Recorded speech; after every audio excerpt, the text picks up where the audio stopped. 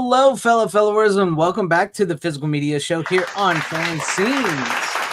Yes, round of applause all around. And with me tonight, as always, are my cohorts in physical media crime, Rookie and Tom. How are you guys doing this night, evening, day, morning? Ready to get physical. What are you doing? Well, maybe if I did it, I did do it, but I don't feel bad. Well, hey, that's a good thing, right? But welcome, guys. Glad to have you here as always with us. And to everybody out there watching, everybody in the chat. Let's say hi to everybody in the chat real quick, and we'll get talking. Hi, everybody in the chat. Yeah, hi, everybody. Feel like Pee Wee Herman. Hi, everybody in the chat. I can't do his voice. I'm sorry. There you go. You're much better. I'm bad at voices. What's up, Randall Brad? Glad to have you here. Randall Brad! The word of the day. Welcome, Real Sean Crumble. Hey to you. What is up? What's up, Cowabunga, dude? Cowabunga. Style section. Let's go, you beautiful physical media men. Well, I mean, I know I got beautiful. physical in the theater once, and oh boy. Any good jokes lately? Poor Pee Wee. He'll never live. I was gonna say he'll never live that down, but I'm sorry, Paul. May you rest in peace. Most people don't ever. Yeah, if they do, it's mostly in fun. Yes. Fun spirit. Yes, and salute to you, Deleted Scene Stevens. He said he'll be in and out of the chat tonight. That's okay. You got to do what you got to do sometimes, you know. But glad to have you here as well. And yeah, do it. Just do it. What's up, Stephen Luther? Glad to have you here as well. Hola, Ace Hanlon. Alien Romulus looks promising. I have not watched that trailer yet, but I've heard a lot of people say it looked good. So I don't know. Looks like a generic alien thing. Does it? I never watched it. There was another trailer out that I saw. saw. Talk some alien tonight, though. Well, we may. There was another trailer out today that I saw that interests me more. So I'll just it's called A Violent Nature. In A Violent Nature, it's basically a Friday the 13th movie, but from the point of view of the killer, what he does in between. Like the whole time you follow him from what he's doing through his eyes. So I thought that looked pretty cool, actually. Be interesting to see. But Tyrell72, good evening to you. Glad to have you here. Hail, Brian Barth. Glad to have you as well. Sup, Psycho Not Your Daddy. Hail to you. Hail, Anthony Draven. Glad to have you here. Live long and prosper.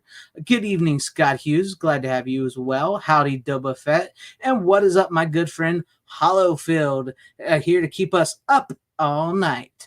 Yes, sir. Glad to have you guys here in the chat and everybody at home watching. Now, as far as new physical media releases, I didn't think I saw a lot this week. We had a few rumors. Yeah, I saw some Rain.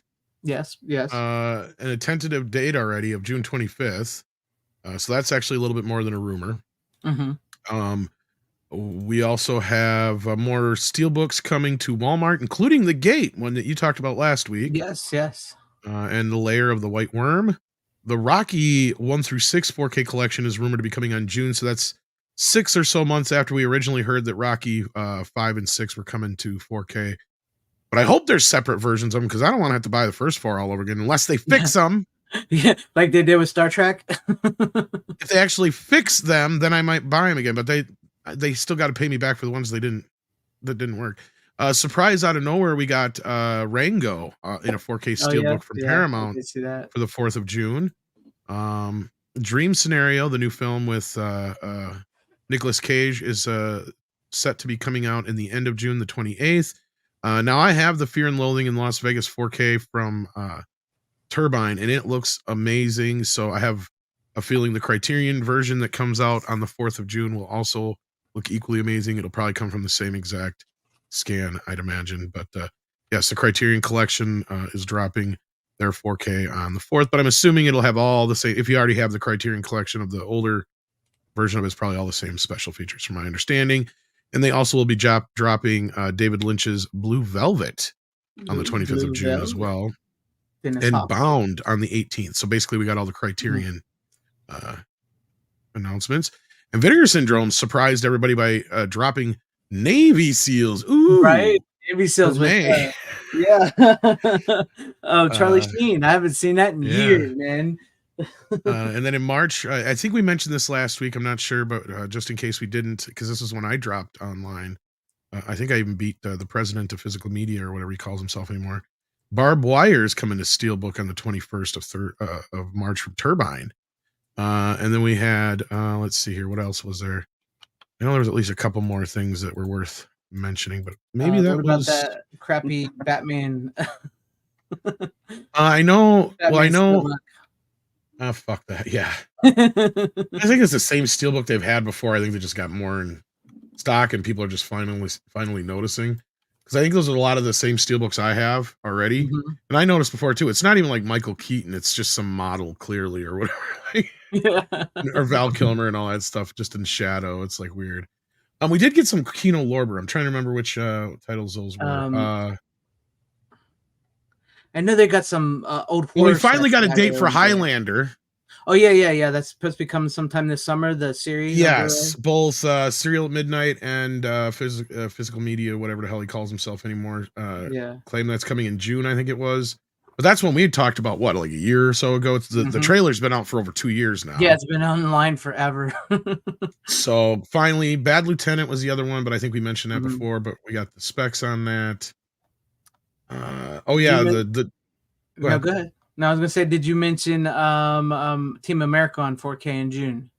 Yes, fuck Shout Factory. Yes. And they're double dipping asses, even though they're not releasing this one. Paramount is. I wish I had known and just fucking waited.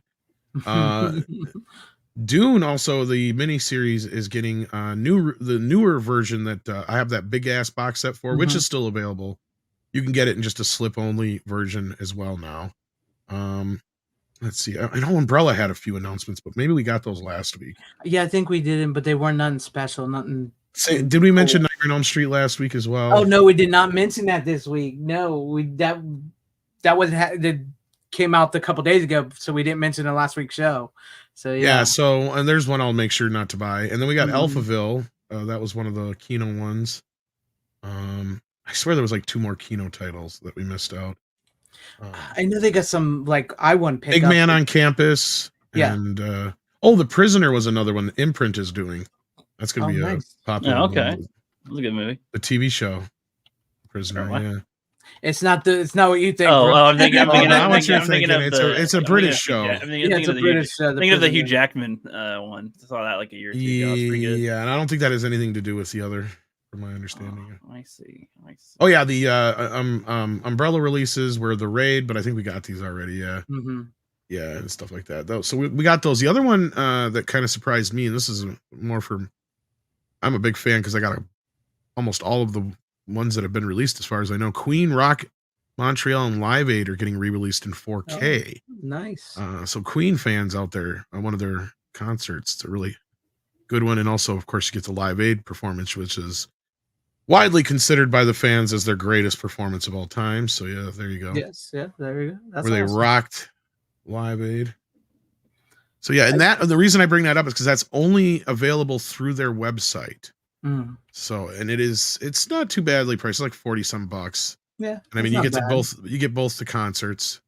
So yeah. That's cool. That's cool. That's cool. And you get a full frame and a widescreen version.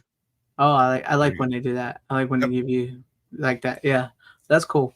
But I do want to toot my own horn a little bit because you know, I did do a video because like they said the Nightmare on Elm Street remake is coming to 4K and it's been announced. I did do a video about a year ago saying which one are we going to get, and Yeah, I some people remember. some people in my comments were like saying you're stupid. They're going to get the original first before they release that one.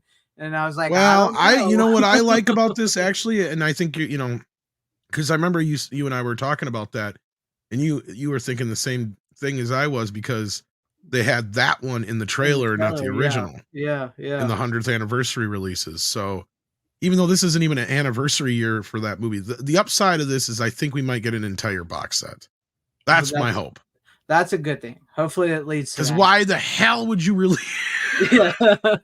That makes absolutely no sense. Oh, Terminator 4. But or Terminator in 4K. We have talked about Terminator coming out for a while now. Now, I had initially heard it was Arrow that was getting it, but I'm not 100% sure anymore. Now, the movie has already been scanned in 4K. Yeah. Hopefully, Now, the rumor going around is that it might be getting a new scan, but I'm like, I don't know. Who is that really true, or is it just, you know, the guy who warned us 40 years ago about AI using AI again? Yeah. Yeah. I don't know if y'all saw my tweet. I thought that was kind of funny. Yeah, I but saw that. I Yeah. think I gave you a like on that because that's true. That is true. For It's like someone the who guy, warned us about AI yeah, 40 years ago, Yeah, Cameron oh, but trusted too it much for can't kill us remastering. right now, so it's fine. It That's can what kill they the said grain in his Terminator. movie, though. That's for sure. I need more motion smoothness. Make her look like the CGI from Toy Story now. Doesn't look waxy enough.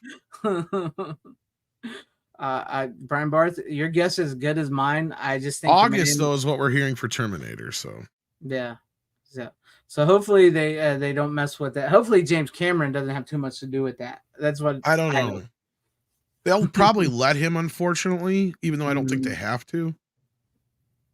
Yeah, Because my understanding, that's one of the titles that he doesn't have a contractual deal with. Where that's one of the reasons why we've gotten so many copies of Terminator or versions of Terminator out, is that he doesn't have to sign off on it, as far as my understanding. So hopefully they'll be like, you know what?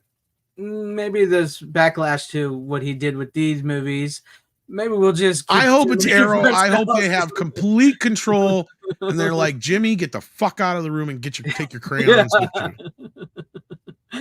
Just let us do it. And even if not, just let him think that you did it. Just he'll watch it. You like Here's this, the other James? thing. Okay. Here's the other thing I've been thinking about. And I don't know, I'm probably just shooting into the wind here, or whatever you want to call it. But if you're somebody like James Cameron or Peter Jackson or George Lucas, and I know George Lucas, this is asking way too fucking much of, since we're shitting on George Lucas anyway this week, because I told y'all he didn't give a shit about Star Wars. I told y'all you were bigger fans of Star Wars than he was, but nobody listened. No. But anyway, people versus George Lucas. Exactly. Point being is they should put two different versions on the disc. If you want to watch your waxy fucking, I agree, over processed version of the movie, fine. But at least put the other version out there to where it's not so overly, that's the beauty of the people that are doing the 4K scans of the Star Wars films. And that's another reason why I brought up George, is they have put out three different versions out there for people to choose from. You can have like the non-touched version where it's completely just a free scan 4K of the no recolor timing, nothing done to it whatsoever. It looks, just as pure as a scan as you can get. It looks like crap probably in a lot of places, but it's as pure a scan as you can get. Then they have the version where they've cleaned it up a little bit, recolor timed it, but it's on what you would consider a normal, acceptable level of DNR, all that kind of shit. Then they have the full-on DNR scrubbed version for the people who want that. So like they have all three versions out there, and those are fans doing that shit. And I have a feeling, I've been hearing rumors already that there's fans getting together and doing scans, are going to be planning to do scans of all these movies, True Lies, Aliens, and Abyss. The only downside of Abyss is we won't be able to get the extended cut unless they can find a theatrical print of it, which it did get released theatrically. Yeah. But again, how compromised is that version? Because I see a lot of people going, well, I'll just stick with my old DVDs or my old this or my old that. As even my good buddy, well, not good buddy, but acquaintance of mine and friend of the channel, I'm sure, that damned idealistic fool Crusader tries to remind us, and he's absolutely correct. James Cameron is always fucked with every release he's ever put out. Yep. He has always recolor timed everything. He has always scrubbed the fuck out of everything. So even all those old laser discs and stuff look compromised in comparison to what the film should look like. Yes. Now the sound department is a bit different. You can debate on that a bit more, and we'll possibly get into that later. But yeah, anyway, I don't want to drag this part out because I know we're going to talk about it in just a little bit too. Yeah. Is there any other? Yeah, Nightmare on Elm Street 2010. Yeah, I'm not surprised, but I hope it's a whole set instead. Didn't mean to drag it away from that. No, that's fine. I'm looking forward to hearing what you have to say tonight with some of that once we get into it. But yeah, so to everybody in my comment section a year ago who was telling me I was crazy that we were going to get the original first, doesn't look like I was too wrong. I'm sorry, but hopefully I'm with Tom. Maybe this will be like, maybe this leaked out and what it's going to be is actual whole box set. And this one just happened to leak out or something. I think so. Yeah. So. Or I hope so, because it'd be one of the easier ones to process first. Yes. Right. They've had a 4K scan of the first film for years. Chances are it probably needs to be rescanned because the technology they had back then compared to now. Yeah. And if they're going to do a fresh scan on 2 through 4 or 2 through 6, 7, whatever fuck, that's going to take a little longer than 2010, because 2010, although it was probably shot on film, I don't know if it was. I doubt it. I'd have to go back and look. it probably was scanned at that time anyway, and that's why a lot of these newer films look like shit on 4K, because they don't go back and rescan them, right? Because they edited them digitally and shit. So what they would do, so people know, is they'll shoot the movie, scan the film, and then they have all the shots in the digital. That's their negative now, right? They're no longer using a physical negative, so the physical negative is just put away or destroyed or whatever the fuck they do with it. Sadly, though, speaking of that, since you brought up, I just did a video on this as well. Apparently, Hollywood is facing a digital decay thing, and I figured that might lead you to that. Yeah. Yes, they are losing movies and entertainment. I think so far it's mainly newer stuff, but who could be? Somebody did point out in my comment section that what some of the movies in the late '90s and early 2000s that were shot on digital sort of have disappeared, and they've never got like a new Blu-ray or anything. So like, yeah, they're losing movies and TV shows, and they won't tell you what they've lost because there's NDAs. Because it reminds me of the Universal fire. Yeah, that's what I was reading. It's like they talk about in the article I read, like the silent film era and the fire that lost all those films and how they weren't preserved. They're doing the same thing now because they're just putting on digital and then they're passing them around, leaving them out in the sun, or just leaving them somewhere. And I don't think they're leaving them out in the sun, but but I'm just saying like they're leaving it to people that aren't really taking care of them and stuff. Well, that's the thing is this stuff gets corrupted over time. It's they think the cloud is like just something in the sky that's taking care of this shit. It's like the cloud is a physical hard drive, just like another hard drive. Yeah. So what they have is these hard drives with all this stuff backed up on, and they don't even know if this stuff's even any good anymore. Because over time, information corrupts, and they can do certain backups, but you're talking hundreds of movies, or thousands of movies, actually, if not more than that, tens of thousands maybe, and that's a lot for them to have to deal with, and it's stupid, but it is. What are you going to do? It's somebody didn't take care of it ahead of time. This is the same reason NASA is having such a hard time getting back to the moon. And I'm not even kidding. No, it's because all of their old data had become corrupt or unreadable. So they had to relearn everything all over again. And this is another, at least, and this is the thing, actually, that damned Idealistic Crusader, speaking of, was talking about last night on his impromptu live stream. He was bringing this very fact up, and the fact that they do at least spit out 35 millimeter prints of these usually when they do these remasterings. But that was my point I was getting to too. The problem is that's the version now that we're going to have going forward. So thank God for people like him and other people who are pedantic enough to go, that don't look right, it don't sound right, you fucked this up, you didn't do this right, because these are the versions that are going to stick around for a while. And this is why I'm saying there's no excuse. You have past versions you can go by. Right. Yes. And that was the point he was getting by too. There's all kinds of sources we can go with to try and get it straight. Yes. But now I'm looking up Nightmare on Elm Street. Here's exactly what I was fucking talking about. It was shot on 35 millimeter for some of it looks like. But they did a digital intermediate. Oh. So that means it's probably going to be a 2K up convert. Probably. With all that CG, most likely. Yeah. But that also makes you wonder though, like, what really have they done with a lot of these files? And I guarantee you there's 20 years worth of movies, and they're all the newer stuff that is going to end up being up converts or lost somehow, or the only versions we're going to end up with are these digital masters that are either on Blu-ray or in some digital server somewhere, and those are not generally a very good quality. No, like the version that's on your Blu-ray, the version that was actually mastered from is a much higher bitrate version. Right, 4K is finally the closest where we're actually getting to the point, and even those are compressed down. So, like, you got to keep that in mind too. Like, they have much bigger, wider, gamut or whatever you want to call it, versions of these movies with higher bit rate and all that kind of shit sitting on them in digital. And you're right, if they don't take care of them, if they don't, not making sure that they're handled properly, they're going to lose them over time. Anyway. Saying, I mean, I know they're not leaving them out sun. I was just using it as like a extreme example, but like they're passing, they're like passing these around to each other and just assuming that they're just going to be fine, and they're not. And it's like Leonard Maltin mentioned in that a lot of the independent films and B movies are being lost again. That's like the biggest. It's like, thank God for Vinegar Syndrome, who has these, what they do for how they preserve film and everything, saving some of the stuff they save, because Hollywood just clearly doesn't care. But before we get into showing the picks real quick, Brian Bart's asked us a question a couple times. I figured you'll probably know a little more about this than I do. Do you honestly think James Cameron stole from Harlan Ellison? I don't know. Well, I mean, he had to pay him out. Yeah, he did. That's true. I remember. He gave him that, credit at the end of Yeah. the film. So, well, Yeah. I think what screwed James is he actually said he got inspired by it. So that's where I think really what screwed him.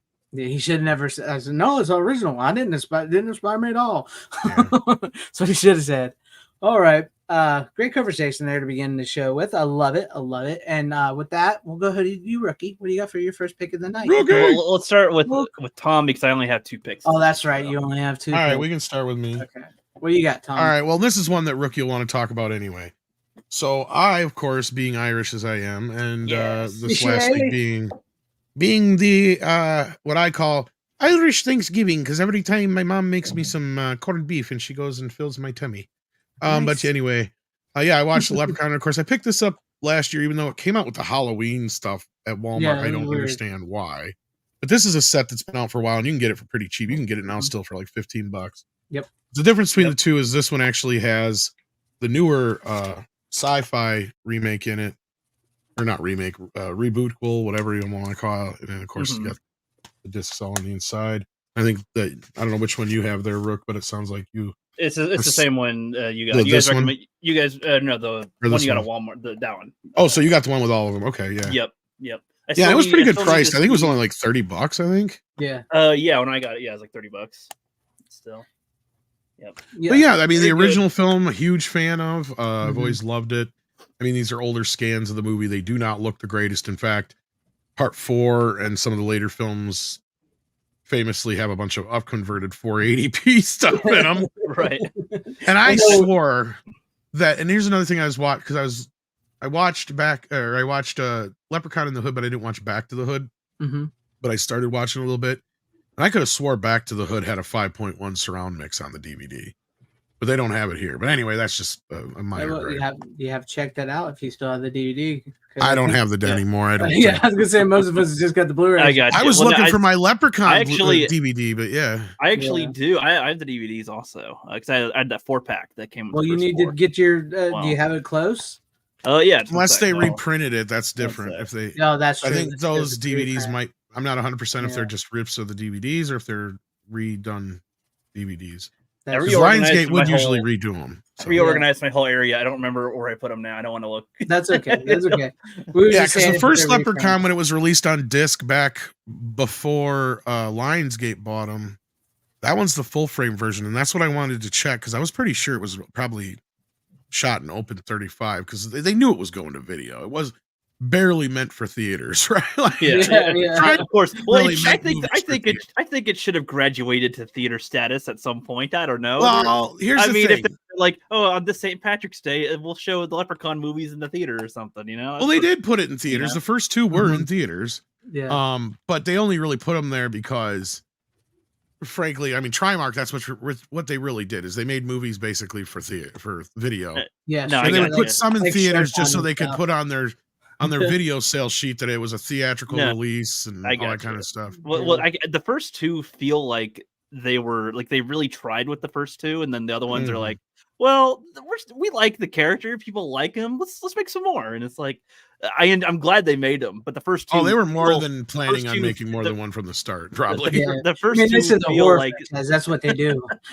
Well, yeah, but you know what I mean, right? Like the first two feel like there was more effort to the story with them, I guess. We'll see. Here's the thing: a lot of people like Part 3. A lot of people really like. I like Part 3 too. I like this franchise. It's fun. It's a fun franchise. I'm just saying, quality wise, I think there's some differences because number 3 is silly and like it takes it up a notch in crazy silliness. I think is what the first we actually managed to make $8 million at the box office, which isn't anything to sneeze at. It only cost $1 million to make. Yeah.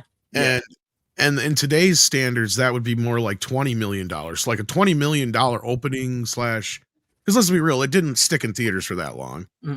It came out just before, I believe it was released like the week or two before St. Patrick's Day or whatever, just to cash in on that. And then the video would come out next year or whatever. Trying to get in real quick.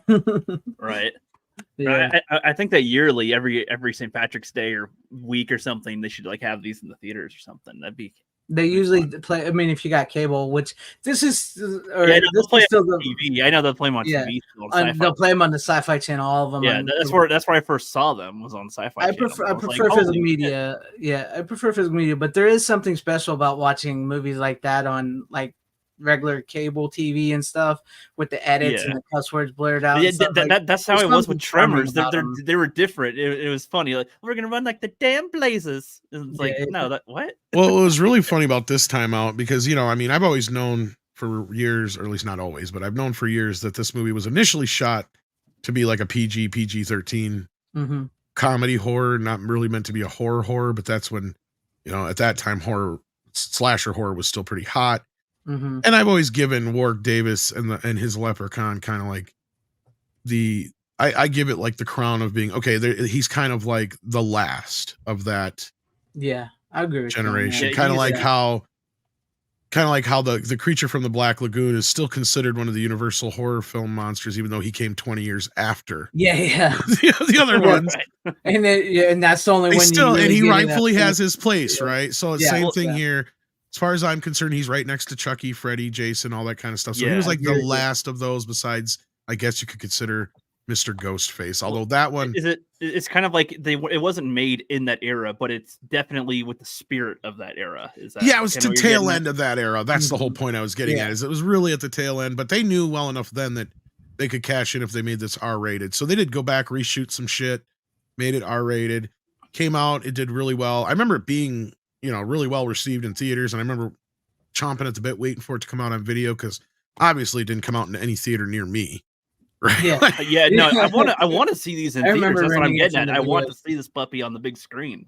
Well, like I said, not many people got that luxury, and it was popular enough that I'm sure it only got released on like 500 screens, and it made like $8 million on those 500 screens. So that's a lot of money for a little movie like this to do. Basically, it was like not quite as big as Terrifier, but like along those lines, right? You know how that kind of came in and impressed everybody, but it did really well, actually. I mean, $8 million on a $1 million budget. That's a lot. That's people, we hear that nowadays, especially when you hear like $200 million budgets, and it's like, no, seriously, that's a lot of money that $1 million movie made on. It made 8 times its budget, man. Exactly. It was huge. So like, as cheap as it looks really good for what it is. Which is funny, because I think the director was like a TV director, if I'm not mistaken. This was his first feature.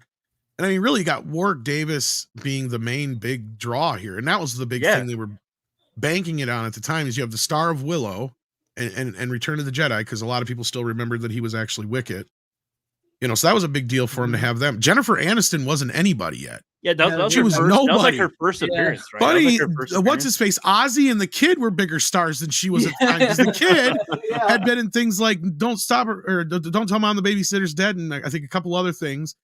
Wasn't he in one of like the Three Ninjas movies or something like that too? Yeah. One of those kind of movies, or Surf Ninjas. He was in one of the, I think it's in Surf Ninjas. I think it was one of those movies. And then you have the kid who plays Ozzy, or the guy that plays Ozzy. He was in like Pee-wee and shit like that. So like those two were bigger stars. And Teen Wolf, right. I remember, not to sidetrack off of the first movie, but I remember I wanted to see the fourth one, Leprechaun in Space. That's where he gets space, right? Oh god, because Heidi from Tool Time was going to be in it. Maybe we was going to get to see her titties. I remember a lot of people making a big deal out of that. You just reminded me of that. I didn't even think about that till now. It's been that many years. Of course, Part 4 is one of those that most of us were just like, oh yeah, that's where they screwed the pooch. And thank God the next one was one of the better ones of this. See, I've always compared the Leprechaun series basically to Star Trek, only it's the opposite. Because, you know, a lot of people are like, oh, only the even ones are good. Then in Leprechaun, only the odd ones are good. Yeah. Basically, 1's good, 3's good, 5's good. And I will. Okay, so here's another one I'll surprise people with. I didn't hate Leprechaun Returns this time. There you go. I still have the same issues with certain bits of it, but I didn't hate it. Like, I flat out fucking hated it the first time I saw it. I don't even know if I finished it. I really didn't like it either. It just felt, I mean, okay, I guess compared to other reboot-quels kind of things, it's not as insulting. I had to get past that Warwick Davis wasn't the Leprechaun. That was the part that I had to get past. I knew that wasn't. I knew that he wasn't going to be in it. So to me, that wasn't. And I don't like how he's resurrected. That was stupid with Ozzy and Ozzy Ghost. That was so stupid. That was like, oh my god. They should have just had it to where Ozzy dropped her off in the beginning. And I like the bit where he's like missing his phone, and then you have it to where he comes back at the end to save the day, but not because he's coming back to save the day, but because he's looking for his fucking phone. That's an Ozzy thing. And they're like, "Oh, thank God you showed up, Ozzy." He's like, "I was just looking for my phone. I didn't realize the green guy was here." That would have been nice. That would have been good. That would have been good.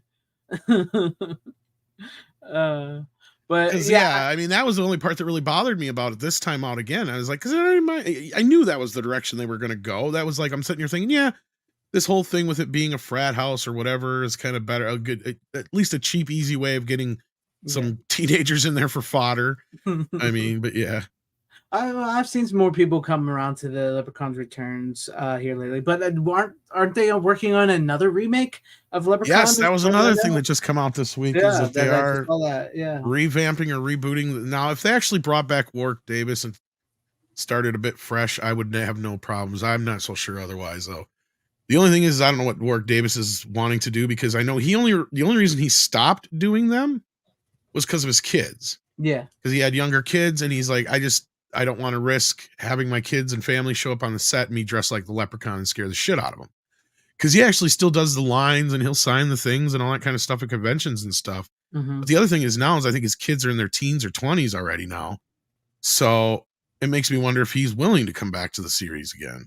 It would be nice. I mean, because he is the Leprechaun, right? Like, I mean, that's my only issue, really. He embodies the character extremely well. That's the thing. It's like with there's like three of them, like you were saying, like Robert Englund is Freddy, Warwick Davis is the Leprechaun, and Brad Dourif is Chucky. Yeah. So like with the Michael Myers and Jason and Leatherface, you just need a guy to put on a mask and stuff. And pretty much, Leatherface is a little more because he's got to have a little more mental problems. Well, the only other one I'd probably throw in there would be Pinhead, but yeah. Yeah, and Doug, what's his name? Bradley is Pinhead. Yeah.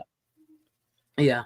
But, I mean, for as far as Leprechaun Returns, I mean, I have so many issues with it because they had a lot of neat things that they could have done that they didn't. It was the whole sorority or frat house was like doing something with renewable energy or something, but it had nothing to do with how the Leprechaun comes back in any way. Yeah, they didn't really utilize it. You had it right there. You had a because she was like everything infused with they're trying to get solar panels, they're trying to get other biofuel or something. Well, yeah, but the one chick was doing stuff infused with clover, and I don't think they really used that as good as they could have either. Exactly. So it's like that alone was kind of like you had ideas there, and then you like did what you did, and he goes by the well, he just kind of comes back up, comes out of Ozzy, spoilers, and it's just like what is, and then I don't know, like it just felt like he's around, he's doing okay, like it's not horrible, but it felt like he's just being there just because. I don't know, it didn't feel like there was much reason to be here. The people in it were they're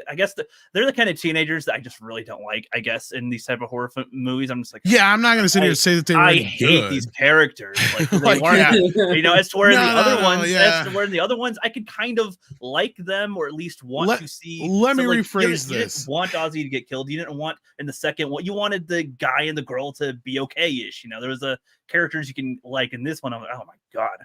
I didn't think the one that was playing the daughter was all that bad, but you're not wrong. Like the rest of them is kind of like I don't like this movie. It's not a good movie. I just liked it better this time than I did the first time. And like I was saying, I don't even think I finished it the first time. I'm willing to bet if I go back on my Vudu where I bought it the first time and started watching, I bet you it's still stuck in the same place where I shut it off.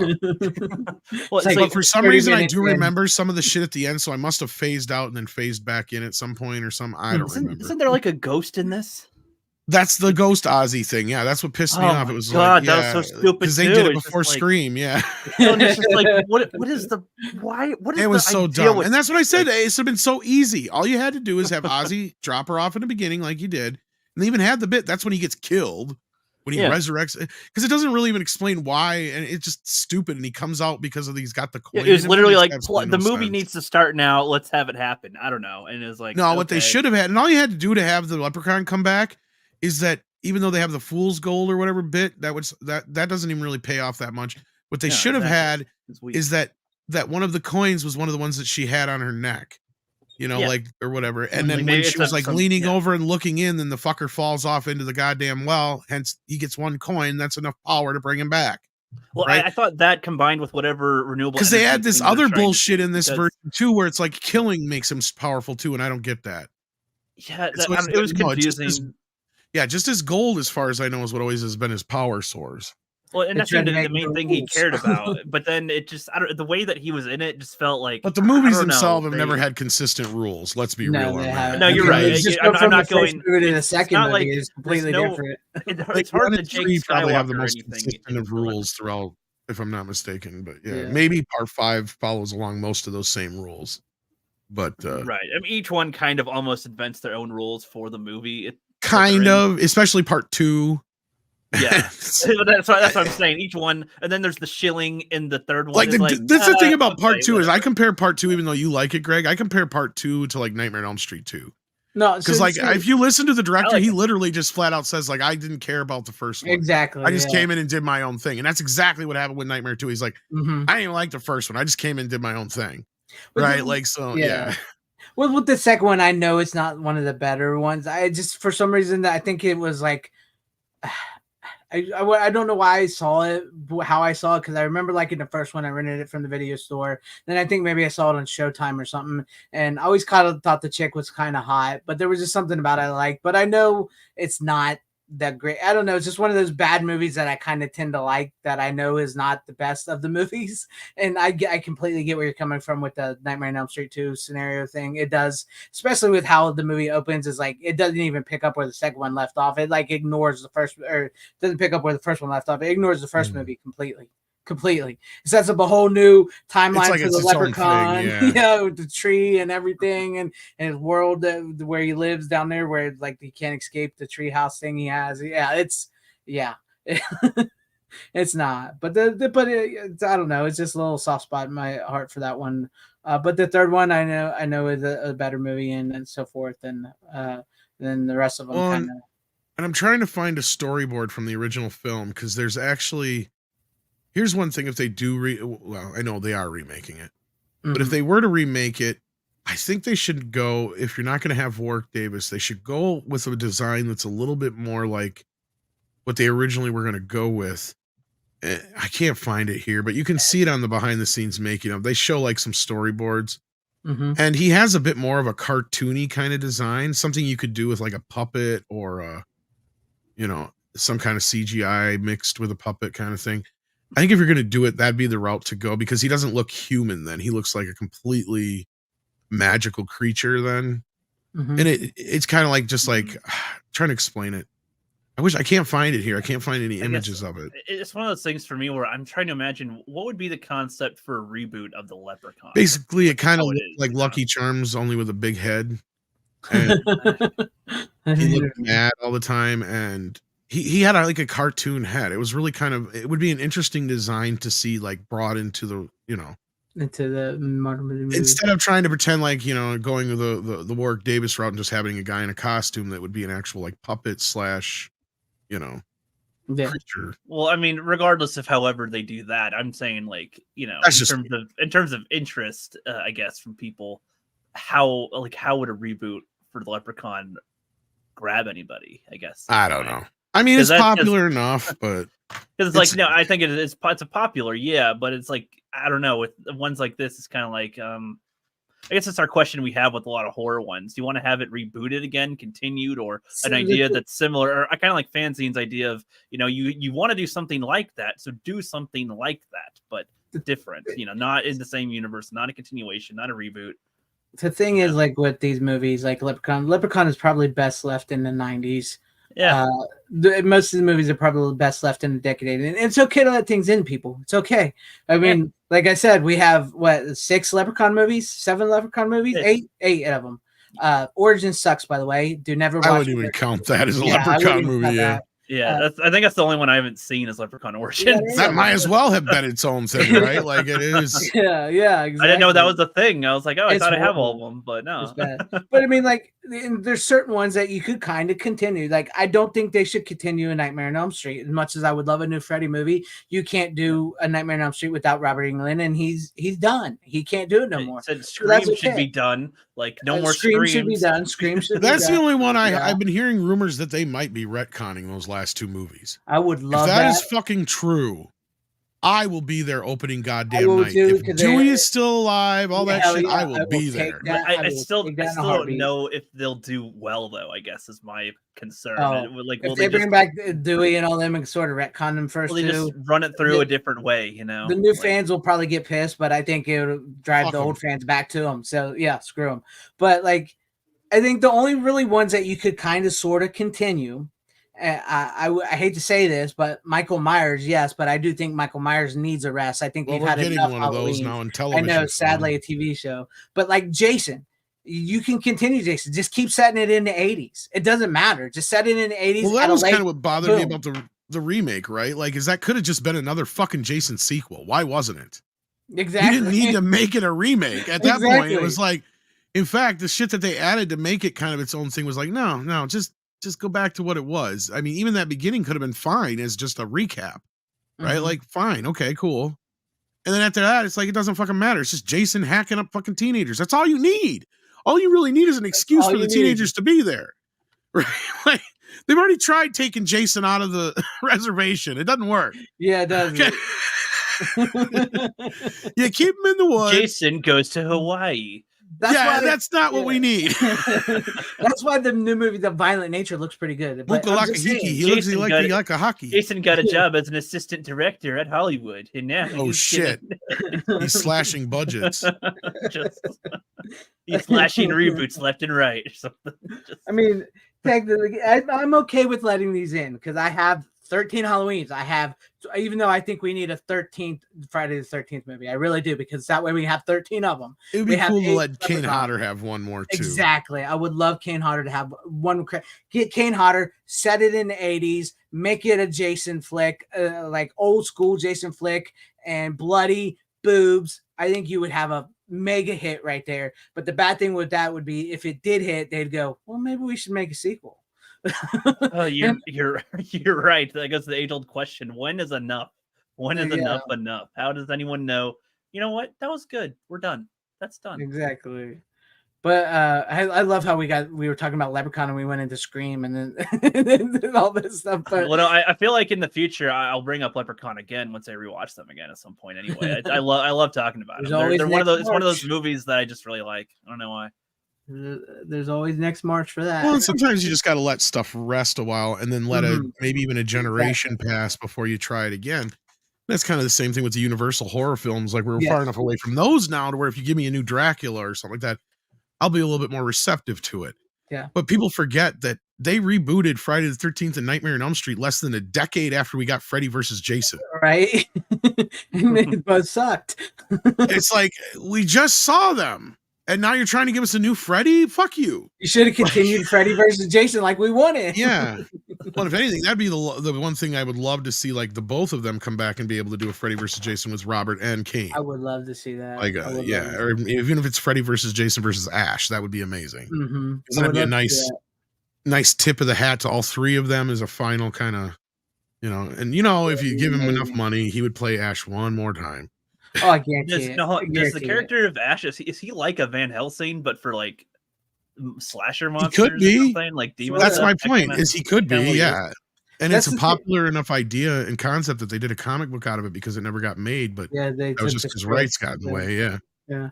But that's the thing. I know people hate on Jason Goes to Hell, but that's one of the things I liked about Jason Goes to Hell, and especially after speaking to Adam Marcus about it, knowing that the actual Necronomicon in the movie was given to him by Sam Raimi on the set of Army of Darkness, and how he sort of wanted to combine that. And they could have piggybacked off all that for Freddy versus Jason versus Ash, because that we know they're all in the same world now. And then even with the Bride of Chucky, when you got Pinhead and the Leatherface's chainsaw and the hockey mask, I mean, you could have combined these at one point in time, like the Universal monsters, but now it's too little, too late. Well, the problem with Chucky is it's become the Leprechaun now. That's true. That's true.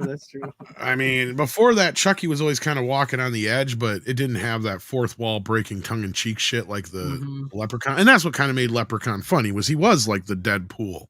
Yeah, he's just like he's like. I was about to say he's a hard one to describe for me, but I love him because he'll do his magic. There's no set rule with his magic, but he never does like anything. He does crazy things that are like, what the hell? But nothing like, I don't know. And he breaks through the fourth wall, so he's a lot like Deadpool. That's because like you could have a kid.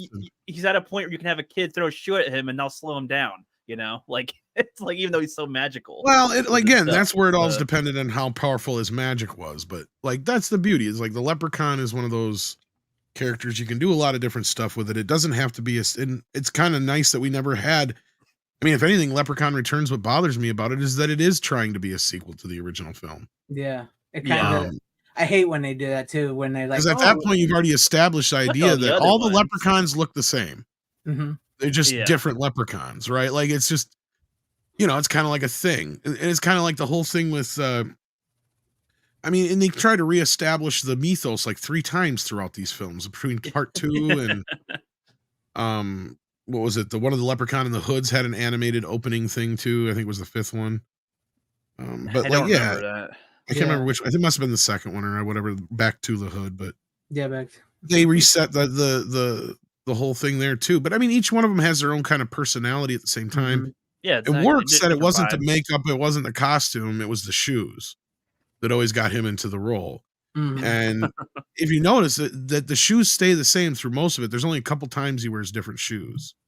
So well, I kind of like him times when he plays a little bit different Leprechaun than he did before too. He's kind of an interesting character in that he's not just going to kill everybody he comes across. He's not really trying. Depends on the Leprechaun. I'm going to kill. He's not. I'm just going to kill everybody. He's like 1 and 2 and 5 is much darker than the one in the Leprechauns and all the other films. See. Mm-hmm.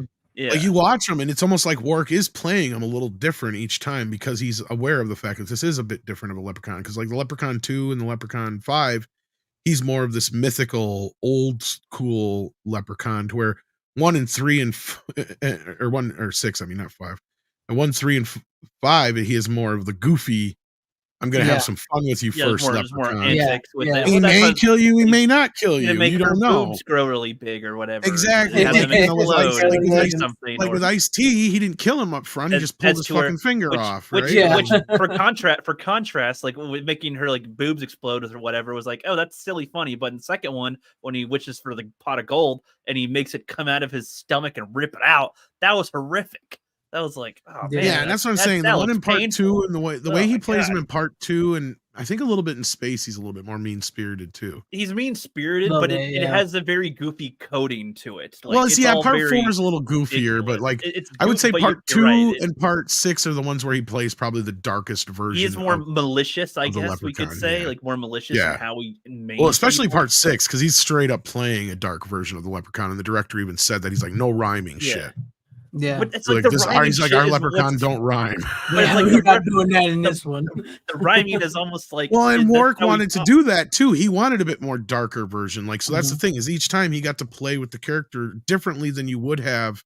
Like say once Robert Englund kind of got pigeonholed into doing Freddy the game show host version of him after part 3 and 2. It became much more difficult for him to be scary by the time we get to Freddy's Dead. And that's why I think a lot of the fans resonate with, New Nightmare, because that was him being able to go back to a darker Freddy without it really fucking with the continuity at all. Yeah. Wait till you see that one, Rook. You're going to love it. That is one of my favorites. Like I've always put that in my top 3 along with the part 3, part 1, and A New Nightmare. I think those are the best 3 Freddy movies. But I do want to get this real quick. Hail Tim. He says, Hail man. Member for 19 months. Thank you for being a member here. Thanks, man. Yes, and Brian Barr says, "Do you think Jackie Earle Haley should have been?" Could have been. Yeah, he could have been, but he wasn't given a chance. When you said Freddy and Leprechaun, I imagined this guy playing as Freddy Krueger, like a little short Freddy Krueger. Well, it kind of is. It kind of is. That's what it is. Yeah. Yeah, I mean, he has his own little gimmick with it, but it really, I mean. it's the same kind what of. If the Leprechaun and Freddy Krueger swap bodies? And well, they have the same kind of powers almost. The only difference is that just in reality, it's the Leprechaun. He doesn't have. You'd have to fall asleep to be under his spells. Yeah. Yeah. Okay. Yeah, but that's fun. I love the Leprechaun. Well, not only that, this movie set up a wake of tons of straight-to-video shit. Like we had Rumpelstiltskin. Oh yeah. God, what else was there? Snow White was one of them, but it was like. But they tried to, it kind of did. Excuse me, had a little creature guy in it too. Yeah. Yeah, so this set up its own rip-offs. Really? Yeah. That's funny. Well, and it was just one of those few times that one of these companies actually probably had a more original idea, even though it was really just kind of like, what's left? Right? Like, St. Patrick's Day and the mythos of leprechauns. It's like really not much to go on. We got Valentine's Day. We got St. Patrick's Day. There's Arbor Day. How's that Killer Tree movie coming? There's like a bunny one that I'm not aware of. Even Ginger Dead Man. That was a little later, but yeah. I mean, really, that's what they were doing. Is like, what holiday is left that hasn't been exploited yet? That has something that you can do with a gimmick. Yeah. It took them to 2023 to do Thanksgiving. I mean, not that there wasn't Thanksgiving. They did one with that president. Yeah. So. They did Uncle Sam. You remember Uncle Sam? That's what I was trying to think of it. Yes. Oh no. Okay. Yeah. I'm trying to think. You got to do those. We'll have a Juneteenth one of these days or something. Didn't they already do that? I thought that was one of. Oh wait, no, you're right. They did actually. Oh my god, I thought that was what Candyman was about or whatever. Yeah, pretty much the new one. Oh, I can't believe they did it with the new Candyman. I'll stick with the original. Looks like you got a new member too. Oh, I do. I got it. Well, thank you. Welcome, Sparky Sweet, to as a YouTube member. I appreciate it. Thank you very much. Glad to have you aboard. I hope you enjoy the content. Well, I hate saying content, but that's what it is. Good content. There you go. Brian asked, "How did they get Warwick Davis for the Leprechaun?" They asked him.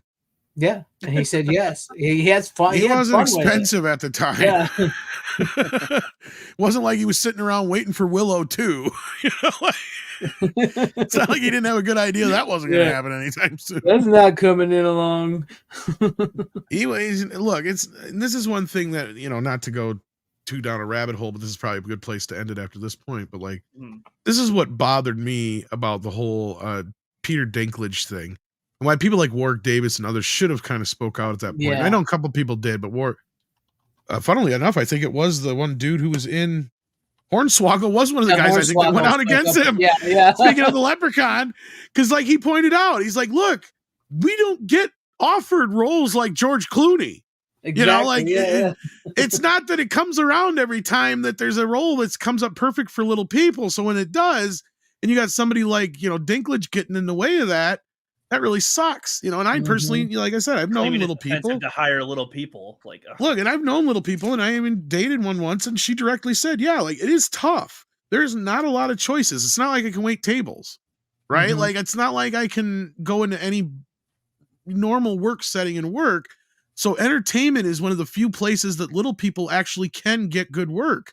Even in entertainment, though, they can't play how many extras, how many that's the point, though. So how many secondary characters, how many? So a lot of the characters that little people play are generally creatures, or they're stunt for children. Or that's the rarity able of the to physically. Yeah, and it's like he took a lot of those jobs away from them. Yeah. Oh my god. And Warwick is arguably one of the most prolific, especially at that time, because. I mean, there were a lot of little people in the Star Wars films, but he was 12 years old when he got the role of Wicket, and he played that role 3 times. Yep. People forget about the TV movies too. And then Willow was kind of built up around him because, George saw that this kid was talented and he could act. He was only like 18 years old when he was in Willow. People don't realize how young he was. Oh, wow. So like when he started doing the Leprechaun, he was only in his 20s, and I know he may not be able to do it again, but I wouldn't count it out. He could possibly still do it. He may not be able to do all the stunts like he used to like to do. Yeah. Because that's one thing he said, that's another thing about little people is it's tough to get a stand-in for because our bodies are also different. Yeah, right. They have real problems with their hips. And you can tell when it's not Warwick Davis. Yeah. Because they actually did have a different person who was going to play the role when at first they weren't sure if they could get Warwick, but they did get him in. And even Deep Roy, I think, did some stunt work in the first movie too. Is also a famous little person who played all the Oompa Loompas in the Danny Elfman Tim Burton. Lord of the Rings, they had actual actors, but still needed little people for stuntmen or something. Yeah, well, Deep Roy worked on that. He actually was one of the main stunt people for Frodo. Yeah. And the Deep Roy, and the reason he does, and you can see why when you see him in Willy Wonka or in Charlie and the Chocolate Factory, is because he actually is just a small statured person. He's not so much what you would consider somebody who's proportioned like a little person is, right? Yeah. So he stunted for kids and everything for years. He is one of the most prolific. Yeah. You see him all the time in credits. Anytime there's ever like a stunt for a kid or anything like that, it's Deep Roy. You'll see him there. Yep. He's been in tons of stuff. But yeah, that was a good conversation. We had some good. I like that. I like when we have. But I think that's who they originally had as a leprechaun, and here's the reason why I don't think it worked.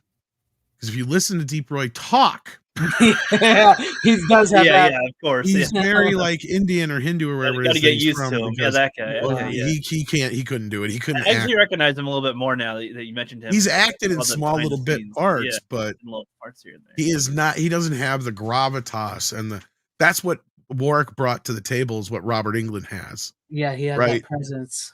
And he even said he knew it was as soon as he put those shoes on and he got into that stature. You can even look at him when he walks and talks as a leprechaun. It's way different than when he's in any other role because he just becomes the leprechaun. It's like this thing that just takes him over. That's why you really can't replace him. I just reposted it. He did a bit for Entertainment Tonight for St. Patrick's Day where he was running around New York dressed as a leprechaun. That's funny. You want to check that out? I reshared it on my Twitter. Yeah, I'll check that out. Yeah, good conversation. I dig it. Hi, Maria. Glad to have you here. Yes, Deep Roy was Yoda for long shots. That is correct. Yep. And what's up, Don Ranger Power? Glad to have you here. We're all doing good. Rookie is a huge Star Wars Power Rangers fan, I should say. Yeah. I almost said Star Wars. Yeah, that's probably going to be one of my picks one of these weeks. I'm going to rewatch the old Power Ranger movie and the Turbo and the new one. Power Rangers. I have a lot to comment on. My friend made me sit through that first movie, man. That was torture. hey, watch. If you watch the Turbo one, you'll go, you know what? That first one's actually pretty amazing, So, probably right. You're probably right. You know what I said after watching it? After I got done giving my buddy shit because he was like a little bit older than me, and I'm like, "You're such a whatever. You like Power Rangers." And then I'm like, after the movie, I'm like, "Well, I will say this. That's probably the best Power Ranger movie we'll ever get." Yeah, you're right. You're not wrong. Especially with the new big budget movie, it was horrible. It actually looked like a movie. That's what I said, because that's one of the things I didn't like about the show. I'm like, this shit looks cheap, man. It looks cheap. And then they went and did that to my Ninja Turtles. Fuck them, because it's the same people. Yeah. And I'm not trying to piss on anybody who likes it. I see Don in the chat. Look, I get it. Power Rangers was just after my time, guys. I was not dumping on anybody who likes it. To me, I get it. My parents looked at Ninja Turtles and thought that was ridiculous. It's one where there's maybe like in a season there's a couple of episodes or a couple of scenes that are like, hey, that's pretty good for somebody who hasn't like for this whole show. That's all right, but to watch all the episodes. Look, there's a lot of cringe. I have seen so many episodes, man, and I couldn't tell you one from the other. Especially Mighty Morphin, and that's what I mean. Yeah, I never really watched after that, but like I just happened to be, it was there's some decent ones, and it was in that era where it was on in the morning, and I got stuck watching it. Right? Yeah, but there's a lot of schlock in a lot of Power Ranger seasons. That's for goddamn. Oh, absolutely, that whole thing. But there are some that have like great characters in some seasons. People always go, "Oh, after Mighty Morphin, after Mighty Morphin, it starts to get good."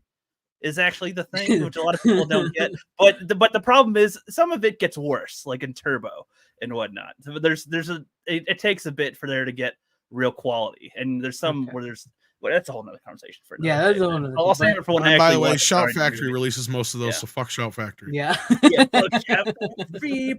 Somebody needs to make that like a little song for you. Fuck Shout Factory. Fuck Shout Factory. Fuck Shout Factory.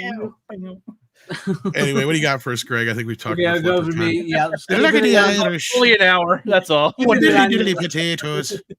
Keeping it on the Irish theme and the potatoes. I watched me some Irish movies as well because I am Irish. If you can tell by my red hair and everything, I did the Boondock Saints. I know I got in so much trouble. I haven't watched those yet. I've 1 and 2. I have seen them. Somebody yelled at me. I'll try to keep it where I don't spoil too much, but you do know there's a sequel, so my camera. So you do know there's. And I've heard it's not very good, but yeah. Yes, I know a lot of people do not actually like the sequel, but I like the sequel. It's a lot better than a lot of the shit that's good today.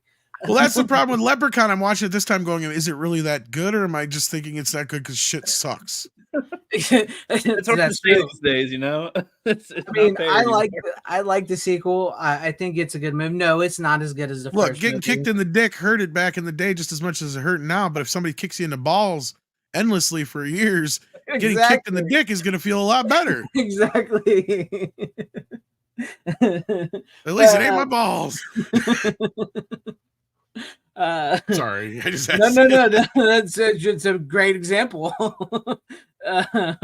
I really don't know what happened to Troy Duffy. He made the second one, and he was supposed to be trying to make a TV show and everything of these, but I don't think it ever took off. Yeah, I like the sequel. I know a lot of people hate the sequel. I like the sequel. No, like I said, it's not as good as the first movie, but it's a good movie, especially like what Tom's analogy there compared to the shit we got today. And plus, it gives us a really great speech in the movie about being a man from the character of Rocco, which is this great speech about how he's tired of the hippy dippy leftover generation and how men should be able to smoke and drink and drive fast. And John Wayne was a fucking man, and he died with undigested meat in his stomach. We're men, we do shit, we build shit, we get hard-ons. I love that speech that he gives in the movie. It's like yes. And then that's in the second movie, but that doesn't really spoil it because I know, Tom, you need to see him. I don't want to spoil too much of them, but like the first movie essentially is about these two Irish brothers living in Boston, and they're just partying, doing the Irish stuff, going to the bar and drinking, and they have this dream. And so like this dream is like telling like a message from God saying that they need to clean up the mob and stuff. So they essentially, these two guys that have no experience whatsoever go to war with the Boston mob and kick ass. They just go from there to the war. Yeah, that's like they kick ass. And then William Dafoe is an FBI agent who's trying to figure out what's going on. And like the best part about this movie is like they'll show like these two, they go and get these guns and everything, and they go into this like building, and like they fuck everything up, but they kill everybody. Yeah, they win. Right? It's literally just one of those, you want to see cool guys do gun things and drink and break things. Boondock Saints. That's and they go in and they mess up the first time, and then like William Dafoe shows up and he's his FBI agent, and he's working with the Boston cops, and he's like going over what happened, and he's like, these guys are freaking pros. Look how they shot over here and shot over there. It intercuts with them being all silly. And like cuts to them what they were doing, and it's nothing. Like they're just like messing up but winning. But then they become like really badass characters by the end of the movie and everything. And then William Dafoe has this crisis of conscience of like, should he arrest these guys if he finds out who they are or not, because they're doing justice. They're the vigilante kind of thing. Yeah. He's like he goes, and like he's a gay character as well too, and he's a really interesting gay character. So he's not like one of those in your face, like they do today. He's actually a likable character. You don't even know he's gay till about halfway through the movie, and even then you're like, oh, okay, whatever, and then they move on. But like he's very torn, and he's like he doesn't know whether or not to catch these guys or help them. And the quote where he drops the F-bomb, that is like one of the best scenes in the movie, because like it comes out of the nowhere, and he's just like laying in bed with this dude, and then he's like, get off me, yep. Like, okay. But it's a great movie. That first movie is a great movie, and it's really good. And the second movie, I know a lot of people don't like, because William Dafoe, not to spoil too much, doesn't come back for the second movie, and he's sort of replaced with what's her name? She's a woman. A female woman, yes. I'm trying to think of her name. Some people know her. I don't remember the woman in that one. Julie Benz. She was from Dexter and stuff like that. And she's the new FBI agent, but she's not really annoying or anything. But the brothers are still the brothers. And like there's a big twist that happens at the end of the first movie that carries over into the second movie. And the second movie is really about that character and what he did in his past and how he became who he became and how he got separated from these two. You know, and somebody from his past emerges and who runs the mob and the Boston mob. What's coming back, and so like the brothers have to go back and kick ass again. That's the best I can tell you without giving you too many spoilers with that. But they're really great movie. If you're Irish and you just want to watch some films where it's like if you miss those films where it's just like kick-ass action, dudes being dudes and stuff like that. They're really good. They're really good. And I can completely understand why people don't like the second movie. It rubs them the wrong way. I think Julie Benz runs them the wrong way a little bit. Like, oh, there's a girl here, but we're trying to be cool guy shit. Well, I mean, she doesn't interfere really. She's basically just William Dafoe. And I think that's I gotta address what he's saying there. A gay character who calls his boyfriend you know what?